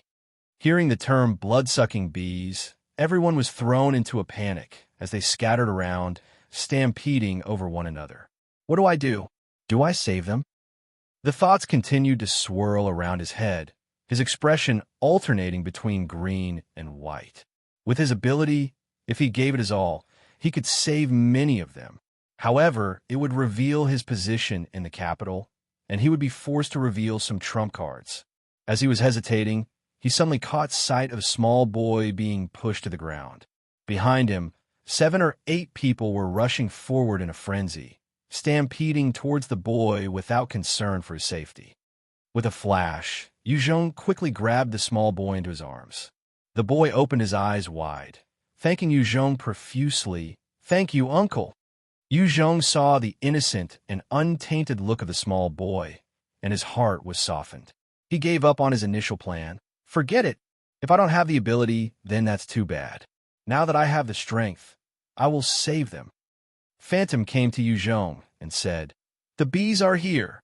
Zhong, let's escape quick." Zhong replied, "No, our objective has changed. I want to control this jail and save these people as much as possible." Phantom had a look of disbelief. "Are you crazy?" Even though Zhong was a Type 5 divine warrior, facing a swarm of blood-seeking bees, he would be hard-pressed to protect himself. In order to wipe out the whole swarm, it would not be enough with him alone. Furthermore, the defenses of the camp were extremely tight. The army was not something an ordinary Type 5 divine warrior could handle. The most important thing was that Phantom did not expect Zhong to be someone who would throw away his own life for a bunch of strangers. "I'm not crazy. I just still have some humanity in me left." Zhong sighed, and with a flip of his hand, the handheld computer appeared in his hands. He opened it and commanded, "Control all the computers inside this facility." Bai Yi's eyes flashed with data. "It would take another 3 minutes for all the equipment to be under my control." Zhong pointed towards those 40 mech fighters and asked, "What about those robots?" Bai Yi replied, 5 seconds. Zhong ordered swiftly, "Control them immediately. Order them to break into one of the domes and get the refugees in." "Understood." Bai Yi's eyes immediately flashed with data. After 5 seconds, the eyes of the mech fighters all lit up as they swiftly charged towards the domes and punched them wide open. Seeing the holes, the refugees went crazy and charged towards them, fighting among themselves to get ahead. "What's happening? What's going on? How come the mechs are acting on their own? Is there something wrong with the central computer?" Inside the prison command center, the prison head Qiong watched the scene unfold and roared out in shock and fury. The 40 mech fighters were directly under the control of the central computer on autopilot. With such strange movements, it was obvious that the central computer was the problem. One officer came up to Wei Qiong and reported, "Prison head, the technician has arrived. He discovered a super AI breaking into our central computer. The strange movements of the mech fighters are due to the super AI." That you're tuning in to the Warrior Lore YouTube channel. Don't forget to subscribe and join us on this journey to catch the most captivating stories.